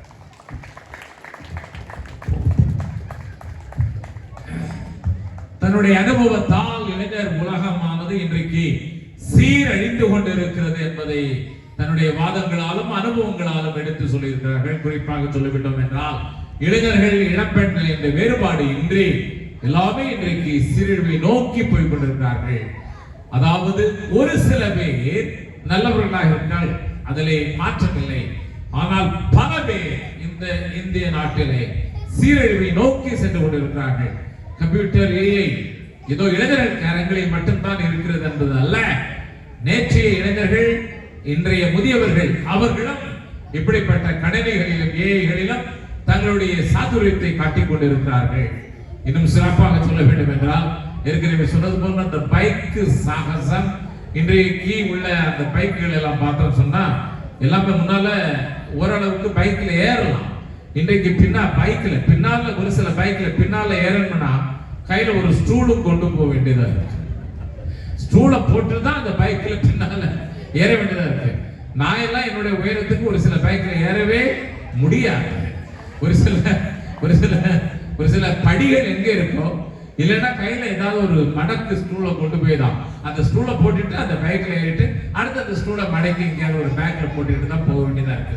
இதெல்லாமே இன்றைய இளைஞர் உலகம் விரும்பக்கூடியதாக இருக்கிறது. அடுத்தது அண்மையை பார்த்து விட்டோம் என்றால் நம்முடைய இளைஞர்கள் தான் ஆண்கள் இளைஞர்கள் தான் பொதுவாக அந்த இது போடுவாங்களே, என்னது ரீல்ஸ் போடுவாங்களா, ஏதாவது ரோட்ல போட்டு ஏதாவது ஒன்று போட்டுட்டு இருப்பாங்க. அண்மையில் ஒரு பெண் ஒரு இளைஞி என்ன செய்யறாங்க என்றால் ட்ரெயின்ல போகிற பொழுது பயங்கரம் அந்த ட்ரெயின்ல ஆபத்தான ஒரு ரீல்ஸ் போட்டு அதுக்கு பிறகு அதை அரெஸ்ட் பண்ணி மன்னிப்பெல்லாம் கேட்டு. எனவே அவர் சொல்வது போன்று இளைஞர்கள் மட்டுமல்ல, இளைஞர்களும் இன்றைக்கு கல்லூரிக்கு செல்லக்கூடிய அந்த இளம் பெண்கள் இன்றைக்கு ஏராளமான குற்ற செயல்களில் ஈடுபட்டு கொண்டிருக்கிறார்கள். பொதுவான இடங்களால் பொதுவான விஷயத்தை மட்டும்தான் பேச முடியும். ஆனால் இது ஒரு விழிப்புணர்வு நம்முடைய குடும்பங்களுக்கு நம்முடைய பெற்றோர்களுக்கு ஒரு விழிப்புணர்வு. இன்றைக்கு இளம்பெண்கள் மத்தியிலும் ஏராளமான எக்கச்சக்கமான குற்ற செயல்கள் எல்லா விதங்களிலும் இருக்கிறது. ஆண்களை போன்று இந்த இளம்பெண்களும் இன்றைக்கு குற்ற செயல்கள் இருக்காங்க. எதற்காக சொல்கிறேன், அந்த குற்ற செயல்கள் என்ன என்று நான் சொல்லவில்லை, பொதுவாக சொல்ல இந்த இடத்தில் பொதுவாக தான் சொல்ல வேண்டும். எதற்காக என்றால் அந்த பெற்றோர்கள் அங்கு தங்களுடைய அந்த இளைஞர்கள் இளம்பெண்கள் இவர்களை பற்றிய பார்வையிலே நோக்கும் போக்கும் கண்டிப்பாக வைத்துக் கொண்டிருக்க வேண்டும். எனவே என்னத்தான் நீங்கள் வளர்கிறார்கள் என்று பேசினாலும் அதனை நாங்கள் ஒத்துக்கொள்ள மாட்டோம் என்றால் மாட்டோம். அவர்கள் சீரழிகிறார்கள் என்பதை தன்னுடைய சகோதரராக இருந்தாலும் சகோதரர் சொன்ன வாதத்தை வைத்துக் கொண்டே சகோதரருக்கு திருப்பி அடித்தார்கள். வாழ்த்துக்கள், பாராட்டுக்கள்.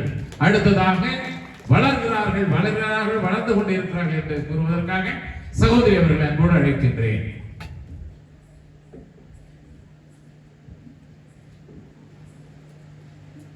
எல்லாருக்கும் வணக்கம். ஒவ்வொருத்தருக்கும் வணக்கம் சொல்ல நேரம் இல்லை, டைம் ஆயிடுச்சு, சீக்கிரமா முடிச்சிருவோம். அதாவது நம்ம வில்லியனே ஆரம்பிச்சிருவோம். வில்லியனே, உங்க பையனுக்கு இப்ப எத்தனை வயசு? 22 வயசு இருக்கும். இந்த 22 வயசுல நீங்க என்ன செஞ்சிட்டு இருந்தீங்க, உங்க பையன் என்ன செஞ்சிட்டு இருந்தான் சொல்லுங்க. அதுக்கப்புறம் இன்னொரு பையன் சொன்னாங்க, எல்லாம் கடற்கரையில சுத்தி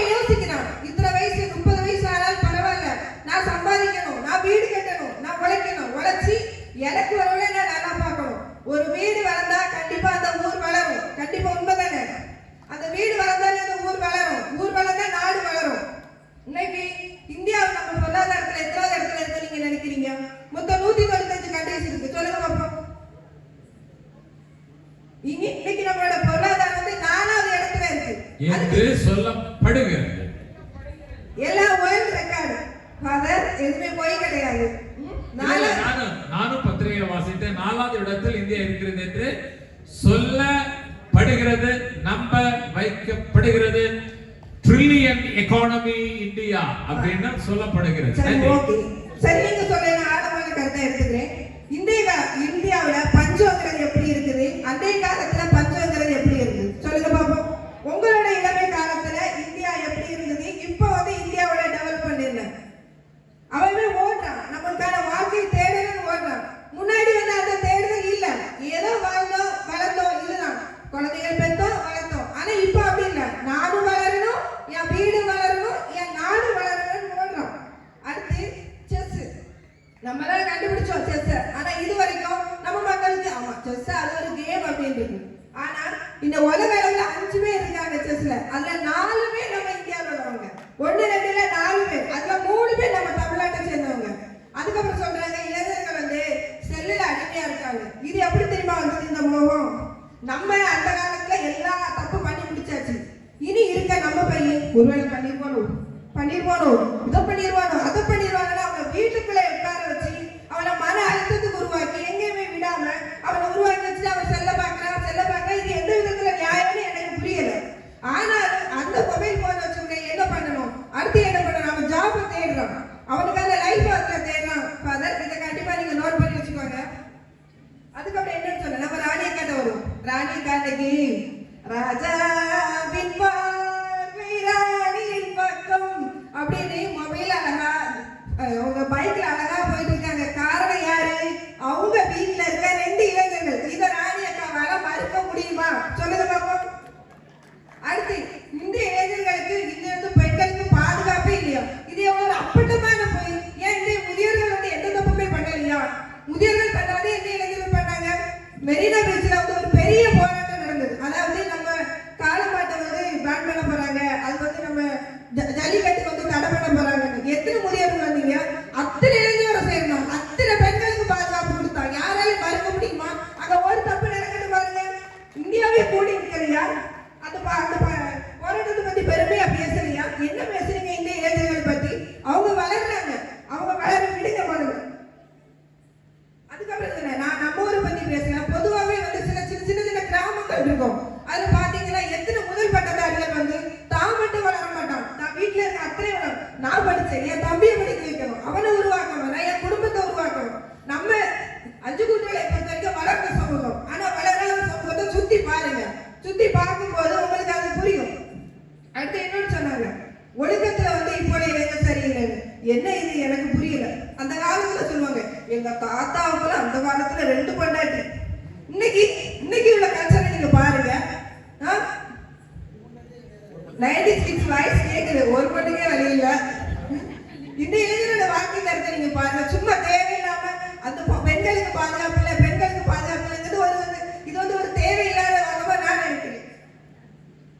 அடுத்து அமுத சுரப்பின்னு புதுசா உருவாக்கி இருக்காங்க. இதெல்லாம் யாருமே வந்து நம்ம நாட்டில் வந்து பட்னியை சாகக்கூடாது அப்படிங்கிறதுக்காக ஒவ்வொரு இளைஞரை நம்மகிட்ட இருக்கிறது எல்லாருக்கும் கொடுப்போம். எத்தனை பேர் நம்ம இதை பார்த்து சோசியல் மீடியால போடுறாங்க, இப்படி நான் செய்யறேன் நீங்க செய்யுங்க, எல்லாருக்கும் கத்து கொடுக்குறாங்க. இந்த மாதிரி ஒரு வாழ்க்கை வாழ்வேன்னு. அடுத்து நம்ம சின்ன கிராமங்கள் எல்லாம் போய் பாருங்க. ஸ்கூல் வந்து ரொம்ப வந்து அடிமட்டத்துல இருக்கும். அந்த ஸ்கூல்ல ஏதாவது 1 2 பேர் படிச்சு முன்னேறி இருப்பாங்க. அவங்க எல்லாம் ஒண்ணா சேர்ந்து இந்த ஸ்கூலை நம்ம எப்படியாவது டெவலப் பண்ணணும்னு ஒவ்வொருத்தரும் உழைச்சதை நீங்க அந்த ஊர்களில் போய் விசாரிச்சு பார்த்தாலும் தெரியும் இல்லையானே. தேவையில்லாம பேசக்கூடாது. அடுத்து நம்ம டாக்டர் ஐயாட்ட வருவோம். டாக்டர் ஐயா, உடல் உறுப்பு தானங்கிறது வந்து அந்த காலத்துல கிடையாது. உடல் உறுப்பு தானத்துல வந்து நம்ம தமிழ்நாடு எந்த லெவல்ல இருக்குதுன்னு நீங்களே இதுக்கு சாட்சி, வேற யாரும் இதுக்கு நான் கூட்டிட்டு வர வேண்டாம். அடுத்து முன்னாடி எல்லாம் மனைவிமார் வந்து குழந்தை பெற்றுக்கிட்டா எல்லாரும் பெத்த மாதிரிதான் நீயும் பெத்த அவ்வளவுதான். ஆனா இப்ப இளைஞர்கள் அவங்க உடல் அளவுல தாங்குற, இவங்க மனதளவுல தாங்குறாங்க. அந்த வலியை வந்து ஏத்துக்கிறாங்க. இப்படி அவங்க ஒவ்வொரு குடும்பத்தையும் சரி எல்லாத்தையுமே அந்த வலியை வந்து உணர்ந்து அவங்க வந்து முன்னேற்று பார்த்தீங்கன்னா அழைச்சிட்டு போறாங்க. ஃபாதர் நீங்களே நோட் பண்ணிக்கோங்க. அதுக்கப்புறம் எதிர்கட்சி சொன்னாங்க அவங்க இளைஞர்கள் பத்தி பேசுனா இந்த ஸ்கூல் படிக்கிற சின்ன பிள்ளைங்களை எல்லாம் பத்தி பேசுறாங்க. அவங்க இளைஞர்கள் இல்லைறாங்க, அவங்க சிறார்கள். நோட் பண்ணிக்கோங்க. அடுத்து சினிமாவில் முன்னாடி இப்போ வந்து இந்த படம் தக்கைக்கு படம் இப்போ அது நாங்க எப்போதுதான் தேட்டர் போய் படம் பார்த்தோம். ஒரு காலத்துல சினிமா கொண்டாயே எங்க லைஃபுக்கு நாங்க இந்த ஹீரோ மாதிரி தான் இருப்போம், இப்படி ரவுண்ட்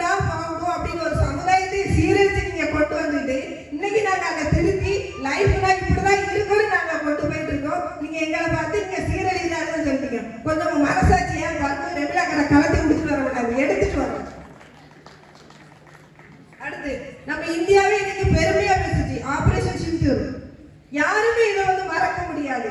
இன்னைக்கு நம்ம ஒரு பலமா வந்து உலக நாடு மத்தியில ஓங்கி நிக்கிறோம்னா நம்மளோட பலம் அதுல தெரியுது. அதுக்கெல்லாம் காரணம் யாரு?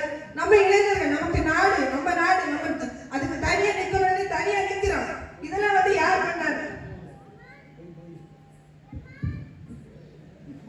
ஆகவே இவ்வளவுதான். இதுக்கு மேல பேசுற டைம் ஆயிரும். இதுவே போதும்னு நினைக்கிறேன். நிறைய இருக்கு. ஃபாதர், கடைசியா சொல்றேன், இளைஞர்கள் வந்து என்னைக்குமே முன்னேறி தான் வராங்க. நம்ம நாடு முன்னேறுது, நம்ம உலகம் முன்னேறுது, வீடு முன்னேறுன்னு சொல்லி வாய்ப்புக்கு நன்றி கூறி விடைபெறுகிறேன். நன்றி, வணக்கம்.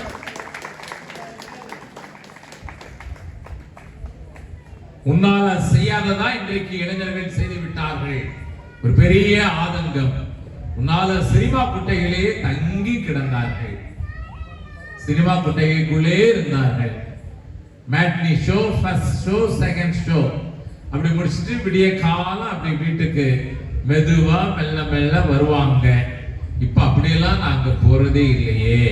அப்படிதானே இளைஞர்கள் இப்பொழுது அப்படியெல்லாம் செய்வதில்லை. ஒரு சின்ன வித்தியாசம்.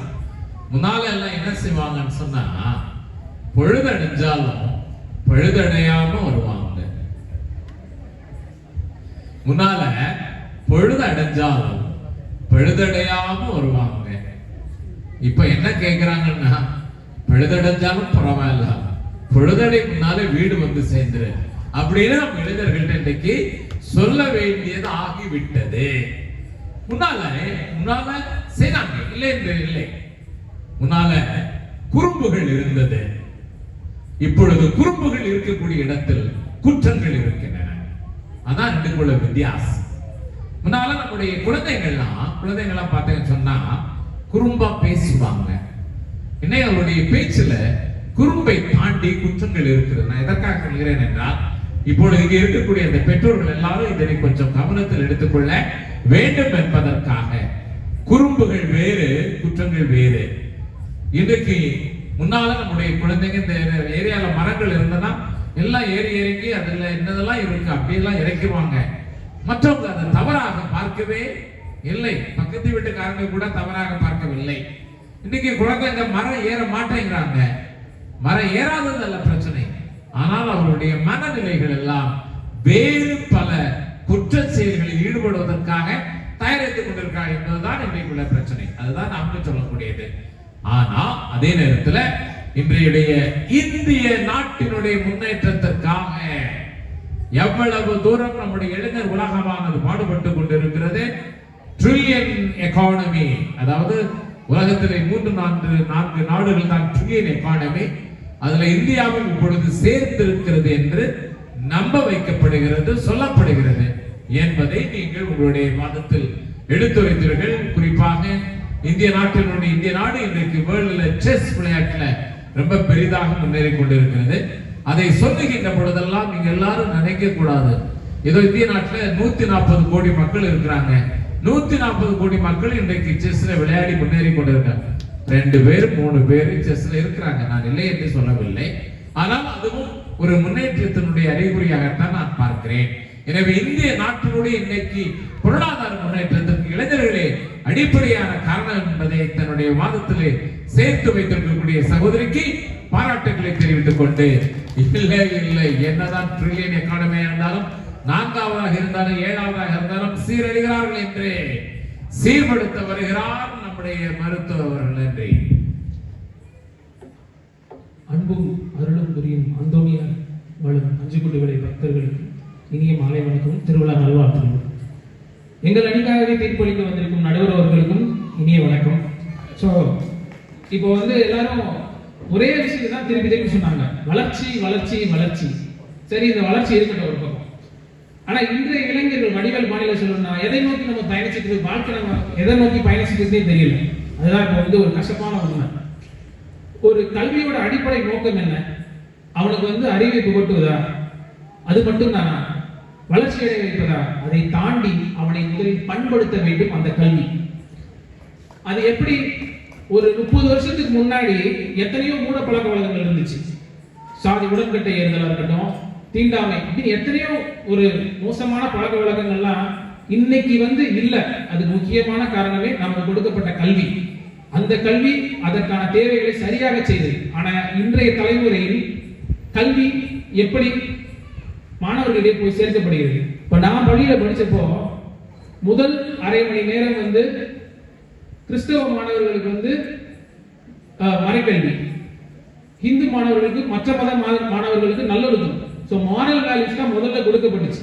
ஆனா இன்னைக்கு எல்லாம் அரை மணி நேரம் இருந்தா கூட அது எக்ஸ்ட்ரா கரிக்குலர் ஆக்டிவிட்டிஸ் தான், கராத்தே, ஸ்விம்மிங், அந்த மாதிரி they want to become excellent in ஏதாவது ஒரு கரிக்குலர் ஆக்டிவிட்டிஸ் தான் கொடுக்குறாங்க. ஸோ அங்கேயே வந்து நல்லொழுக்கத்தை பத்தின எந்த ஒரு இது மாரல் வேல்யூஸை பத்தின எந்த ஒரு இம்பார்ட்டன்ஸுமே கொடுக்கப்படுறது.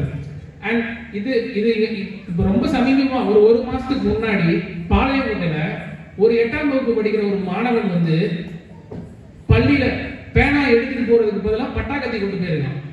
எதுக்கு? ஒரு சக மாணவன் வந்து தனக்கு வந்து பென்சில் கொடுக்கல, அதை வந்து அவன் வீட்டுல இருந்து பையில வச்சு பத்திரமா கொண்டு வந்து அந்த மாணவரை வந்து தாக்குறாரு பயங்கரமா. அதை தடுக்க வந்த ஆசிரியரையும் சேர்த்து காயப்படுத்தி விட்டார். அப்ப எந்த அளவுக்கு வந்து இந்த மாணவர்கள் மத்தியில வன்முறை அப்படின்றது வந்து இருக்குது அப்படின்றத நம்ம பார்க்க முடியுது. அதே நம்ம நாங்குநேரியில ஒரு 2 வருஷத்துக்கு முன்னாடி ஒரு 12ஆம் வகுப்பு படிக்கிற ஒரு மாணவன் சாக அளவுக்கு தாக்குறாரு. கிட்டத்தட்ட அந்த மாணவர் வந்து 1 மாசம் ஐசியூல தான் இருந்தார். இன்றைய தலைமுறை எதை நோக்கி அப்ப பயணிக்கிறாங்க? முக்கியமான கேள்வி. அதுக்கப்புறம் ஒரு ஐரோப்பிய ஆய்வு ஒன்று சமீபத்தில் இந்திய மாணவர்களிடையே ஒரு ஆய்வு நடத்துறாங்க. அந்த ஆய்வறிக்கையோட முழு தரவுகளை என்னால் சொல்ல முடியல. அதனுடைய முக்கியமான சாராம்சங்களை மட்டும் நான் சொல்றேன். இந்திய மாணவர்கள் மிக திறமைசாலிகள், புத்திசாலிகள். அடுத்த வரியில சொல்றாங்க, ஆனால் அவர்கள் குழுவாக இயங்குவதே இல்லை. குரூப் அது ரொம்ப முக்கியம். ஒரு நாட்டோட வளர்ச்சிக்கோ எல்லாத்துக்குமே குரூப் ஆக்டிவிட்டின்றது ரொம்ப முக்கியம். அவர் தனி மனித இலக்கை நோக்கி மட்டுமே ஓடிக்கொண்டிருக்கிறார்கள். அதை விட முக்கியமான விஷயம், அவர்களிடம் ஐ எம் சாரி, என்னை மன்னித்து விடுங்கள் என்ற வார்த்தையே வரவில்லை. அப்படியே ஒருவேளை ஒரு சில மாணவர் சொன்னாலும் அவர்களிடம் இட்ஸ் ஓகே என்று சொல்வதற்கு பண்பாடு இல்லை அவர்களிடம் என்பது மிகவும் வருத்தத்துக்குரிய ஒரு முடிவு. அதுக்கப்புறம் இந்த போதை அப்படின்னு சொல்லி நிறைய பேசினாங்க. எப்படி இந்த போதை வந்து எந்த அளவுக்கு வந்திருக்கு அப்படின்னு சொல்லி சில தரவுகள் மூலமா சொன்னாதான் நமக்கு அது புரியும். ஒரு நேஷனல் லெவல்ல நடந்துற ஒரு ஆய்வோட அறிக்கையை நான் சொல்றேன். கிட்டத்தட்ட 1650 மாணவர்கள் இந்த ஆய்வறிக்கையில பங்கு பெற்றிருக்கிறாங்க. இந்த ஆய்வறிக்கையோட முடிவுல என்ன சொல்றாங்கன்னா, கிட்டத்தட்ட 35% மாணவர்கள் போதைக்கு அடிமையாகி விட்டார்கள். இதுல இன்னொரு வருத்தமான உண்மை என்னவென்றால் 75% மாணவர்கள் 18 வயது வருவதற்கு முன்பே போதைப் பொருளை பயன்படுத்த ஆரம்பித்து விடுகிறார்கள். எத்தனை ஒரு அவல நிலை, எத்தனை ஒரு அபாயகரமான நிலை என்பதை நீங்களே யோசித்துக் கொள்ளுங்கள். இன்னும் சொல்ல போனால் இது வந்து ஒரு டிப் ஆஃப் ஐஸ்பர்க், அதாவது ஒரு மழையினுடைய ஒரு பகுதியை மட்டும்தான் நம்ம பார்த்துக்கிட்டு இருக்கோம். இந்த 35% உண்மையில் சரியான என்ன அப்படின்றது வந்து தெரியல. அதை விட நிச்சயமாக அது கூடுதலாக தான் இருக்கு. அதுக்கப்புறம் இன்டர்நெட், இந்த இன்டர்நெட் யூசேஜை பத்தி ரொம்ப நிறைய பேசினாங்க. எஸ், இன்னைக்கு இணையதள வளர்ச்சி வந்து அபரிமிதமா வளர்ந்துருச்சு. எல்லா இடத்துக்கும் எல்லா இடத்துலையும் இன்டர்நெட் பயன்படுது, ஜிபே எல்லாமே. S, good. பட் என்ன பிரச்சனை? அது ஒரு ஆய்வறிக்கை சொல்லுது. 2014 இருந்து 2024 வரைக்கும் நடந்த ஒரு ஆய்வறிக்கை, மாணவர்களிடையே டைம்ஸ் ஆஃப் இந்தியா நடத்தின ஒரு ஆய்வறிக்கையோட முடிவு சொல்றது. அதாவது கவனச்சிதறல், அட்டென்ஷன் மிக மிக குறைஞ்சு போயிடுச்சு. அதாவது இந்த ஆய்வு தொடங்கும் போதுல அந்த மாணவர்களுக்கு 3.5 நிமிஷம் இருந்த ஃபோக்கஸ், கவனம், இந்த ஆய்வு முடியும் போதுல 1 நிமிஷத்துக்கும் குறைவாயிடுச்சு. அதுக்கு முக்கியமான காரணம் அவர்கள் பயன்படுத்தும் mobile phone, electronic gadgets. So இது மாணவர்கள் மத்தியில ஒரு மிகப்பெரிய சவாலாக ஏற்பட்டு இருக்கு. அதுக்கப்புறம் எஸ், ஒரு அற்புதமான ஒரு விஷயம். ஆனா இன்னைக்கு நான் வந்து மருத்துவக் கல்லூரி ஒரு உதவி பேராசிரியர் இருக்கிறேன். நான் மாணவர்கள்ட்ட வந்து ஒரு கேள்வி கேட்கும் போதுல யோசிக்கவே மாட்டாங்க, நேரா எடுப்பாங்க, மெட்டாவை எடுத்து ஆன்சர் தேடுறாங்க. அவங்க சுயமா சிந்திச்சு ஆன்சர் பண்ற கெப்பாசிட்டியை வந்து கொஞ்சம் கொஞ்சமா அவங்களுக்கே தெரியாம இழந்துகிட்டு இருக்காங்க. 2வது, புத்தகம் வாசித்தல் அப்படின்றதே கிடையவே கிடையாது. எல்லாமே வந்து பிடிஎஃப், எலக்ட்ரானிக் கேஜெட்ஸ்.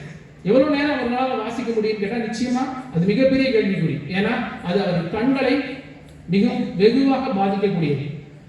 அதுக்கப்புறம் அவங்க யூஸ் பண்ற கேம்ஸ்.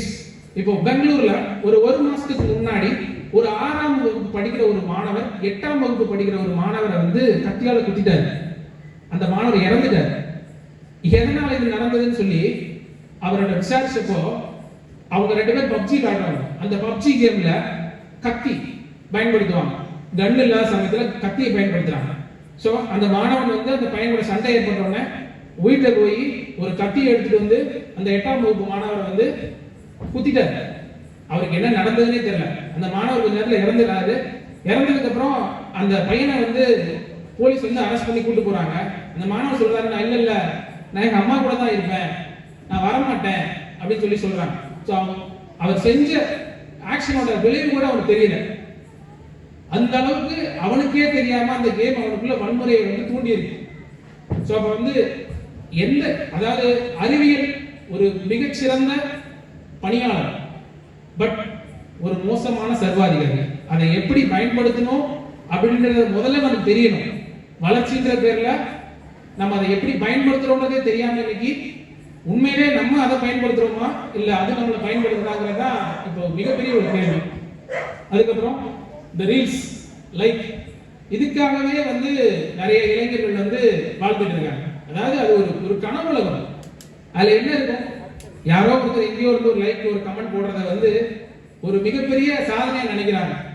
அமெரிக்கால போன வாரம் ஒரு பொண்ணு வந்து டஸ்ட் சேலஞ்சுன்னு சொல்லி ஒன்று பண்றாங்க. என்ன அப்படின்னா கம்ப்யூட்டர் திரைகளையும் இதை தூய்மைப்படுத்துறதுக்கு யூஸ் பண்ற அந்த லிக்விடை வந்து வாயில அடிச்சுக்கணுமா. அடிச்சுட்டு வந்து என்ன நடக்குதுன்றத வந்து சொல்லணும். அந்த பொண்ணு அதிகமாக அடிச்சனால அந்த பொண்ணு இறந்து போச்சு. எதுக்காகனா நிறைய லைக்ஸ் வந்திருக்காங்க. எந்த அளவுக்கு இந்த ரீல்ஸ் மோகம் வந்து நம்மளை கொண்டு போய்கிட்டு இருக்குன்றதுக்கு இது ஒரு மிகச்சிறந்த உதாரணம். அதுக்கப்புறம் உண்மையாவே நிறைய வளர்ந்துட்டோம், நிறைய விஷயங்கள் கத்துக்கிட்டோம். எல்லாமே இந்த தலைமுறைக்கு எல்லாமே தேவைக்கு அதிகமாகவே கொடுக்கப்பட்டுள்ளது. தேவைக்கு அதிகமாகவே எல்லாவற்றையும் பயன்படுத்துகிறாங்க. அதுதான் ஆக்சுவலா பிரச்சனை. இந்த தேவைக்கு அதிகமான பயன்படுத்தினால என்ன பிரச்சனை வருது, உளவியல் ரீதியான என்ன பிரச்சனை வருது, வெற்றிடம் ஓவாய்டு. அதை அவங்க சொல்றாங்க ஓவாய்டு, வெற்றிடம் உருவாகும். ஸோ இந்த மாணவர்கள்லாம் இப்போ உள்ள தலைமுறை ஆல்பா ஜெனரேஷன்ஸ் என்ன சொல்றாங்க, போர் அடிக்குது. ஒரு 20-30 வருஷத்துக்கு முன்னாடி இந்த வார்த்தையை எனக்கு தெரிஞ்சு பயன்படுத்தினதை யாருக்கு தோணல. ஒரு குழந்தைய வந்து இப்போ நீங்க வந்து எங்கேயாவது கூட்டு போனீங்க அப்படின்னா ஒரு டிராவல்ல அந்த குழந்தைக்கு நீங்க வந்து மொபைல் போன் கொடுத்தாதான் அந்த குழந்தை அமைதியா இருக்கு. சுத்தி வந்து இயற்கை, அந்த ரோட்ல போற விஷயங்கள், மனுஷங்க, அதெல்லாம் எனக்கு தேவையே இல்லை. எனக்கு நீ போனை போட்டு யூடியூப்பை போட்டு கொடு, நான் வாட்டில் பார்த்துட்டு இருக்கேன், சந்தோஷமா இருப்பேன். மனித உறவுகளே வேண்டாம். அந்த அளவுக்கு ஒரு ரியாலிட்டியில இருந்து பிரிஞ்சிட்டோம். அது எவ்வளவு பெரிய ஒரு ஆபத்தை உண்டு பண்ண போகுதுன்னு அடுத்த தலைமுறைக்கு தெரியாமலே நம்மளே அதை வந்து வளர்ச்சி, என் பிள்ளை வந்து யூடியூப் யூஸ் பண்றா, என் பொண்ணு இன்டர்நெட் யூஸ் பண்றா, பெரிய விஷயமா நம்மளே வந்து அடுத்த தலைமுறைக்கு வந்து இது பண்ணிட்டு இருக்கு. அண்ட் இன்னொரு முக்கியமான விஷயம் என்னன்னா, குழந்தைங்களுக்கு வந்து அடிப்படையான வந்து ஒரு மனித மதிப்பீடுகளே இல்லை. இன்னைக்குள்ள ஒரு குழந்தைகிட்ட போய் தம்பி விட்டு கொடுத்து போவா, அனுசரிச்சு போவா அப்படின்னு சொல்லி சொன்னா என்ன சொல்லுவாங்க அப்படின்னா, நான் என்ன சொம்பையான்னு கேட்கிறேன். இது என்ன வார்த்தைனே தெரியல. ஏன்னா படத்துல வந்து ஹீரோ வந்து எல்லாரையும் வந்து அப்போஸ் பண்ணி தான் பேசுவாரு, அக்ரெசிவா தான் டீல் பண்ணுவார். அதை தான் நம்மளும் வந்து ஒரு மிகப்பெரிய ஒரு விஷயமா எடுத்து நம்மளும் அதே தான் ஃபாலோ பண்றோம். ஸோ அப்படின்னா இந்த வார்த்தைகள்லாம் வந்து தோத்து போறவன் யூஸ் பண்ற வார்த்தை. ஜெயிக்கிறவன் வந்து எப்பயுமே வந்து எல்லாரும் எதிர்த்தா நிற்பான். ஏன்னா படத்துல அப்படிதான் காட்டுறாங்க. அப்ப யாரை வர்ஷிப் பண்ணணும், யாரை ஃபாலோ பண்ணணும், எது ரியாலிட்டி அதுவே தெரியல. அதுதான் இது ஒரு மிகப்பெரிய சிக்கல். யாரை வர்ஷிப் பண்றோம், யாரை நம்ம ரோல் மாடலா எடுத்துக்கிட்டோம், அதுதான் ஒரு இன்னொரு பெரிய கேள்விக்குறி. ஸோ இன்னைக்கு போன வாரம் கூட IPL நடந்துச்சு, RCB வந்து ஜெயிச்சிருச்சு. அது ஒரு பொழுதுபோக்குக்காக உருவாக்கப்பட்ட ஒரு இது. ஆனா கோடிக்கணக்கில் சம்பாதிக்கிறாங்க. அதுல அந்த வெற்றி கொண்டாட்டத்துக்கு போறாங்க. RCB ஜெயிச்சிருச்சா, பெங்களூருக்கு வந்து கூட்டமா போறாங்க. போய் 11 பேர் இறந்து போயிட்டாங்க. 11 பேர். இந்த 11 பேர் 15 இருந்து 35 வயதுக்கு உட்பட்டவர்கள். ஒரு 19 வயது இளைஞர் இறந்து போறாரு. அவங்க அப்பா அவரோட சமாதியில இன்னைக்கு படுத்து அழுதுட்டு இருக்கிறார். பையன் இல்லையே, பையனுக்கு வாங்கின இடத்துல வந்து சமாதி கட்டி வச்சிருக்கு. இதனால என்ன மாற்றம் ஏற்பட்டுச்சு? அன்னைக்கு ஜாலியன் வாலாபாக்ல வந்து கூட்டமா வந்து சுதந்திர போராட்டத்துக்காக போனாங்க, சுட்டு கொல்லப்பட்டாங்க. நீங்க இன்னைக்கு வந்து கூட்டமா எதை நோக்கி போய்கிட்டு இருக்கீங்க, எதுக்காக போய்கிட்டு இருக்கீங்க? அவங்க கோடிக்கணக்கில் சம்பாதிச்சிருவாங்க, அவங்க சம்பாதிச்சு சந்தோஷமா இருப்பாங்க. ஆனா நீங்க உங்க அப்பா அம்மா யாரை மதிக்கிறீங்க? அப்பா அம்மாவை வந்து என்னைக்காவது மதிக்கிறாங்களா? ஏதாவது இது மாதிரி வந்து அட்வைஸ் சொன்னோம்னா அடுத்த வார்த்தை என்ன சொல்லுவீங்க? அட்வைஸ் சொல்றவங்க நீங்க என்ன சொல்லுவீங்க? பூமர்.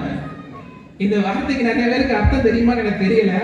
இந்த ஆல்பா ஜெனரேஷனுக்கு வந்து பூமர் அப்படின்ற வார்த்தைக்கு உண்மையாவே அர்த்தம் தெரியுமான்னு தெரியல. தெரியாதவங்க அப்புறமா கேட்டு தெரிஞ்சுக்கோங்க, சரியா? ஸோ அது ஒரு மிகப்பெரிய பிரச்சனை.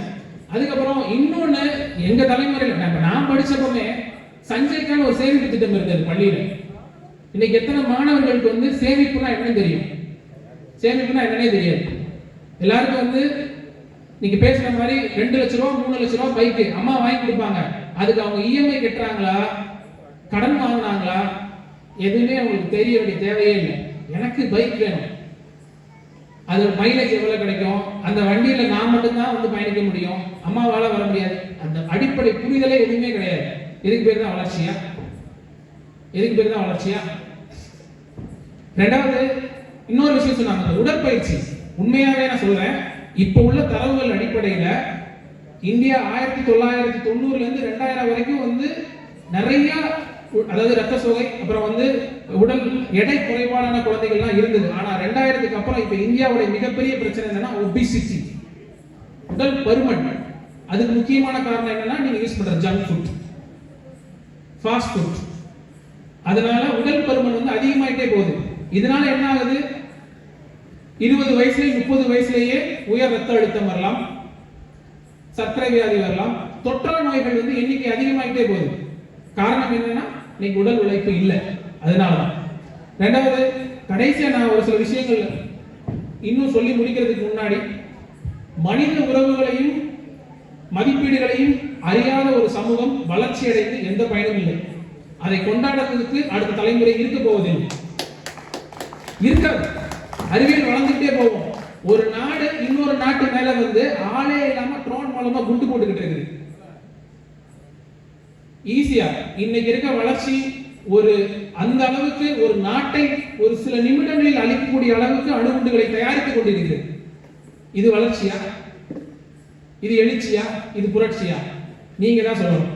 சோ கடைசியா, உடைந்த மனிதர்களை சரி செய்வதை விட வலிமையான குழந்தைகளை உருவாக்குவது எளிது அப்படின்னு சொல்லி ஒரு மேல்நாட்டு அறிஞர் சொல்லியிருக்கிறார். சோ அதுதான் இன்றைய தேவை. நமக்கான தேவை எது, நம்முடைய வளர்ச்சி எது, அதை எப்படி கையகப்படுத்த வேண்டும் என்பதே நம்முடைய முதல் தேவை. அதனால் ஆறுதல் தரும் பொய்யை விட கசப்பான உண்மையே மேல் என்பதை உணர்ந்து நடுவர் அவர்கள் தீர்ப்பு வழங்குவார்கள் என்று நம்புகிறேன். நன்றி. நன்றி, நன்றி. மிக கச்சிதமாக தன்னுடைய வாதங்களை அறிவியல் பூர்வமாகவும் ஆய்வு பூர்வமாகவும் எடுத்து வைத்திருக்கக்கூடிய அக்பர் அவர்களுக்கு மிக்க நன்றி. உண்மையிலேயே பெரிய விழிப்புணர்வு, ஒரு பெரிய விழிப்புணர்வு இன்றைக்கு இங்கே கிடைத்தது போன்று இருக்கிறது. நம்ம ஒரு 1 hour தான் நடத்தணும் பட்டிமன்றம், ஆனா வந்து நிறைய கருத்துக்கள் ஏராளமாக மக்களுக்கு கிடைச்சிருக்கு. யாருமே போகல, வீட்டுக்கு யாருமே போகல. அதற்கு உங்களுக்கு உண்மையிலே எங்களுடைய பாராட்டுக்கள், வாழ்த்துக்கள். ஒட்டுமொத்தமாகவே ரொம்ப நன்றி, நன்றி. ஒட்டுமொத்தமாகவே இங்கு பேசப்பட்ட கருத்துக்களின் அடிப்படையில் தீர்ப்பு என்பதை விட சில விஷயங்களை நானும் சொல்ல வேண்டும் என்று ஆசைப்படுகின்றேன். அதாவது இன்றைக்கு அழகாக பேசினார்கள், குழு டீம் ஒர்க் என்பதை விட, குரூப் ஒர்க், டீம் ஒர்க் என்பதை விட இந்தியாவில் இருக்கக்கூடியது என்ன தெரியுங்களா? Mob work, crowd attitude. அதான் ஆர்சிபி பெங்களூர்ல நடந்தது. டீம் ஒர்க், குரூப் ஒர்க் என்பது இந்தியாவில் இல்லை. குழுவாக பணி செய்வது என்பது இந்தியாவுக்கு தெரியாது. இந்திய இளைஞர்களுக்கு அது தெரியாதா? மேலைநாட்டு மக்கள் சொல்லுவார்கள். ஆனா மாப், கூட்டமாக போய் தாக்குவது என்பது இந்திய இளைஞர்களுக்கு நன்றாகவே தெரியும். எதற்கு சொல்கிறேன் என்றால், அந்த குரூப் மாப் இரண்டுக்கும் உள்ள வித்தியாசங்கள் வேண்டும். டீம் ஒர்க், கிரவுட் ஒர்க் இரண்டுக்கும் உள்ள வித்தியாசங்கள் வேண்டும். அடுத்து நான் இங்கே பேசுகின்ற, நாம் பார்க்கின்ற அந்த விஷயங்கள் எல்லாமே வளர்ச்சி வளர்ச்சி என்று சொல்லிக் கொண்டிருக்கிறோம். சந்தோஷம், உண்மைதான். ஆனால் அது உண்மையிலேயே வளர்ச்சியா வீக்கமா? உண்மையிலேயே வளர்ச்சியா வீக்கமா? பல நேரங்களில் நாம் வீக்கத்தை வளர்ச்சி என்று நினைத்துக் கொண்டிருக்கிறோம். வீக்கம் வேறு, வளர்ச்சி வேறு. ஒரு குழந்தை இன்னைக்கு 3 வயசு குழந்தை, 3 வயசு குழந்தைக்கு உள்ளதான் நாம் பேசணும். அவன் 16 வயசு குழந்தை, 16 வயசு அந்த இளைஞருக்கு உள்ளதை பேசினான்னு சொன்னா அது வளர்ச்சி அல்ல, அது ஒரு வீக்கம்.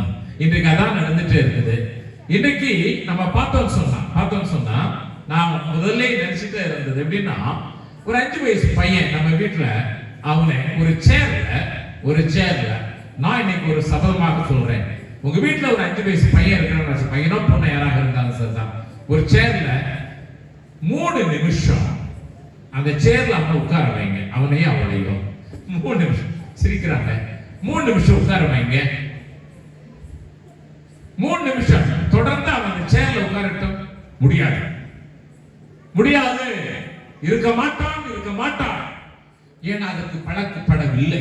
இன்றைய சமூகம் அதற்கு பழக்கம், அவளால் இருக்க முடியாது. அந்த 3 நிமிஷம் அதுல உட்கார வைப்பது என்பது ஏதோ ஒரு சிலுவையில் அறைவது போன்று அவர்களுக்கு இருக்கின்ற காரணத்தினால் அதுல இருந்து எப்படியாவது எழுப்பி வெளியே சாடணும். ஆனா அதே நேரத்துல அந்த 3 நிமிஷம் உட்கார வைக்கிறதுக்கு ஏதாவது ஒரு செல்போனை கொடுத்துட்டீங்கன்னா அதுல உட்கார்ந்துருவாங்க. இன்றைக்கு அதை சொல்கிறார்கள். இன்றைய குழந்தைகள் ஆக்டிவா இல்லையா, துருதுருன்னு வர்றாங்களாம். அதாவது அந்த துருதுருங்கிறத விட ஒரு மாதிரி ரெஸ்ட்லெஸ் ஒரு மாதிரி அப்படியே அலமோதிட்டு இருக்காங்க. அது ஆக்டிவ் இல்ல, அது சுறுசுறுப்பு அல்ல, துருதுருன்னு வருவது. சுறுசுறுப்பு வேற, துருதுரு என்பது வேற, அன்புக்குரியவர்களே. சோ இதுதான் இன்றைய உலகத்தில் அப்படி போய்கொண்டிருக்கிறது. ஆனால் நாம் எடுத்துக்கொண்டோம் என்றால் இந்த இளைஞர்கள் இல்லாமல் இன்றைக்கு இந்தியாவின் நிலை, உலகம் நிலை வளர்ச்சி இல்லை. என்னதான் இருந்தாலும் சரிதான், ஆங்காங்கே சிறு குற்றங்கள் கண்டிப்பாக இருக்கிறது. ஆனால் இன்றைய இளைஞர் உலகம் இல்லை என்றால் நாளைய மனித உலகம் கண்டிப்பாக இல்லை. அது எல்லாருக்கும் தெரிந்ததுதான், அதுல மாற்றங்கள் இல்லை. ஆனால் இந்த இளைஞர் உலகத்தை பாதிக்கக்கூடிய எக்கச்சக்கமாக சமூக சமய சக்திகள் நிறைய இருக்குது, கலாச்சார சக்திகள் எக்கச்சக்கமாக இருக்கிறது.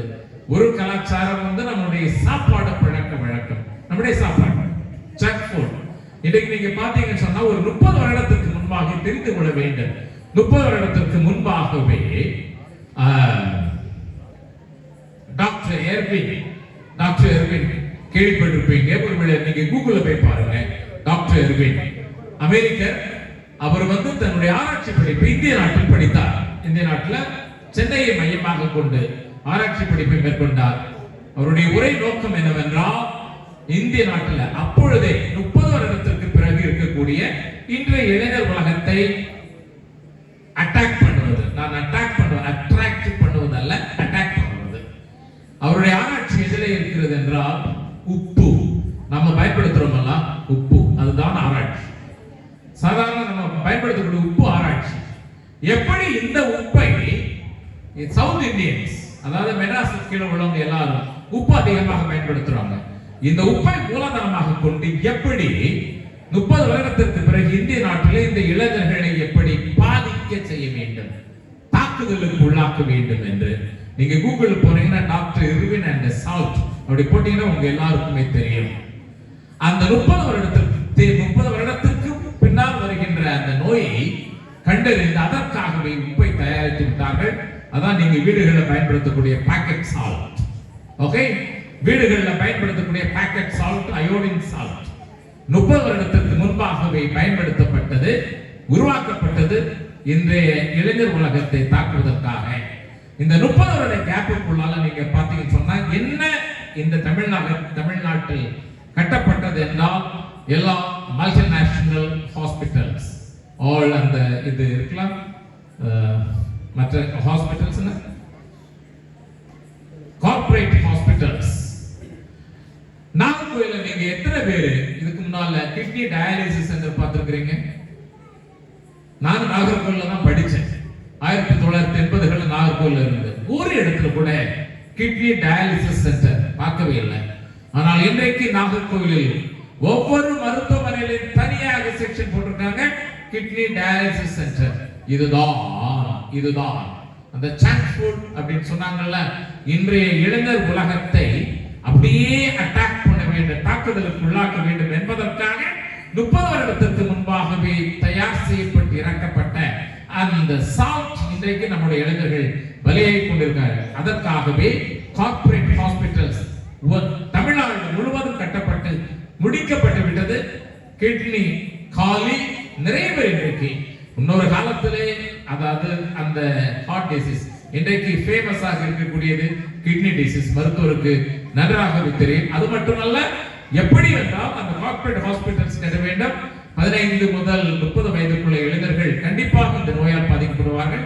அப்படி வரணும். கிட்னி டயாலிசிஸ் நடக்கிற பொழுது அவர்கள் அத்தனை பேருக்குமே ஹெட்போன் கொடுக்க வேண்டும். அப்படியே அந்த ஜன்னலை ஒரு ஜன்னல் கூட அந்த ஹெட்போன் தான் வெளியில இருந்து பார்த்தா உங்களுக்கு தெரியும். அப்படியே அந்த பையன் அந்த பாட்டை கேட்டுட்டே இருப்பான். ஹெட்போன் இவ்வளவுதான் உங்களுக்கு வெளியில தெரியும் ஜன்னல். அந்த நீங்க எல்லாம் நினைச்சிட்டு ரொம்ப ஜாலியா டான்ஸ் ஆடிட்டு இருக்காங்க. கீழே என்ன ஓடிட்டு இருக்கும்? டயாலிசிஸ் போயிட்டே இருக்கும் கீழே. இதுதான் இன்றைக்கு நடக்கக்கூடியது. தொடங்கி விட்ட நம்புக்குரியவர்களே, ஒரு சின்ன எடுத்துக்காட்டு நான் சொல்ல வரேன். இது எல்லாத்தையும் அறியாமல் நம்முடைய இளைஞர் உலகமானது போய்கொண்டே இருக்கிறது. சோ ஒரு சின்ன ஒரு எடுத்துக்காட்டு தான் அந்த டாக்டர் எர்வின் அண்ட் சவுத் அப்படிங்கிறது.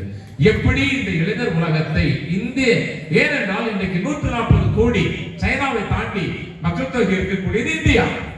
140 கோடி இந்தியா இருக்கிறது என்றால் எல்லாவற்றுக்கும் இன்றைக்கு இந்தியாவுக்கு தான் வருகிறார்கள். முதலீடு இந்தியா. எதற்கு இந்தியா? மார்க்கெட்டிங். எங்கே? இந்தியாவில் மார்க்கெட்டிங். நோய், ஒரு நோயை உருவாக்கு, இந்தியாவில் உருவாக்கு. இந்தியாவில் நோயை உருவாக்கினாய் என்றால் அங்கே எக்கச்சக்கமான நோயாளிகள் உருவாவார்கள். ஏனென்றால் இங்கு மக்கள் தொகை அதிகமாக இருக்கிறது.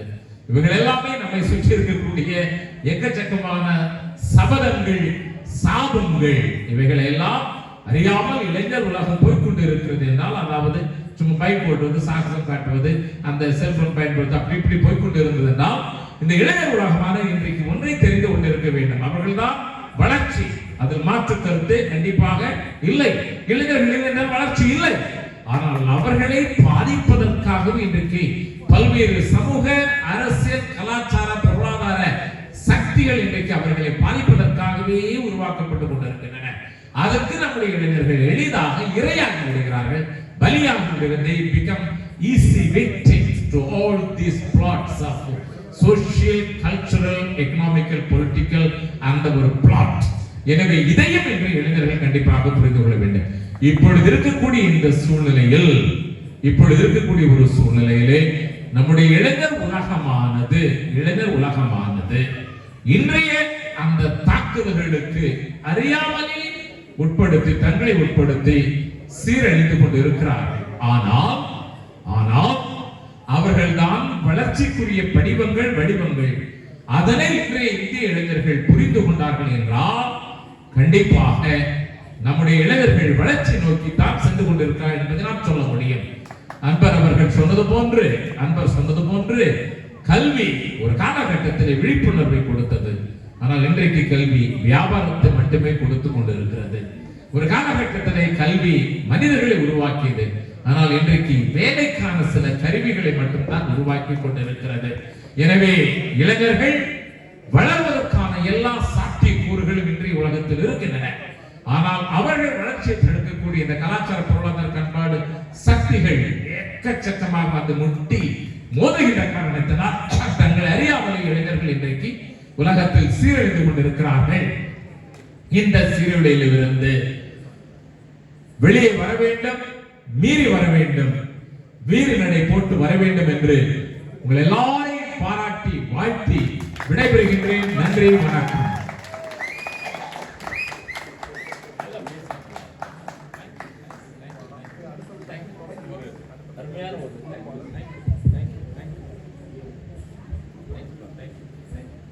அருமையாக இருந்தது பஞ்சு மன்றம். தலைமை தாங்கிய அடுத்தந்தை அவர்களுக்கு நன்றிகள்.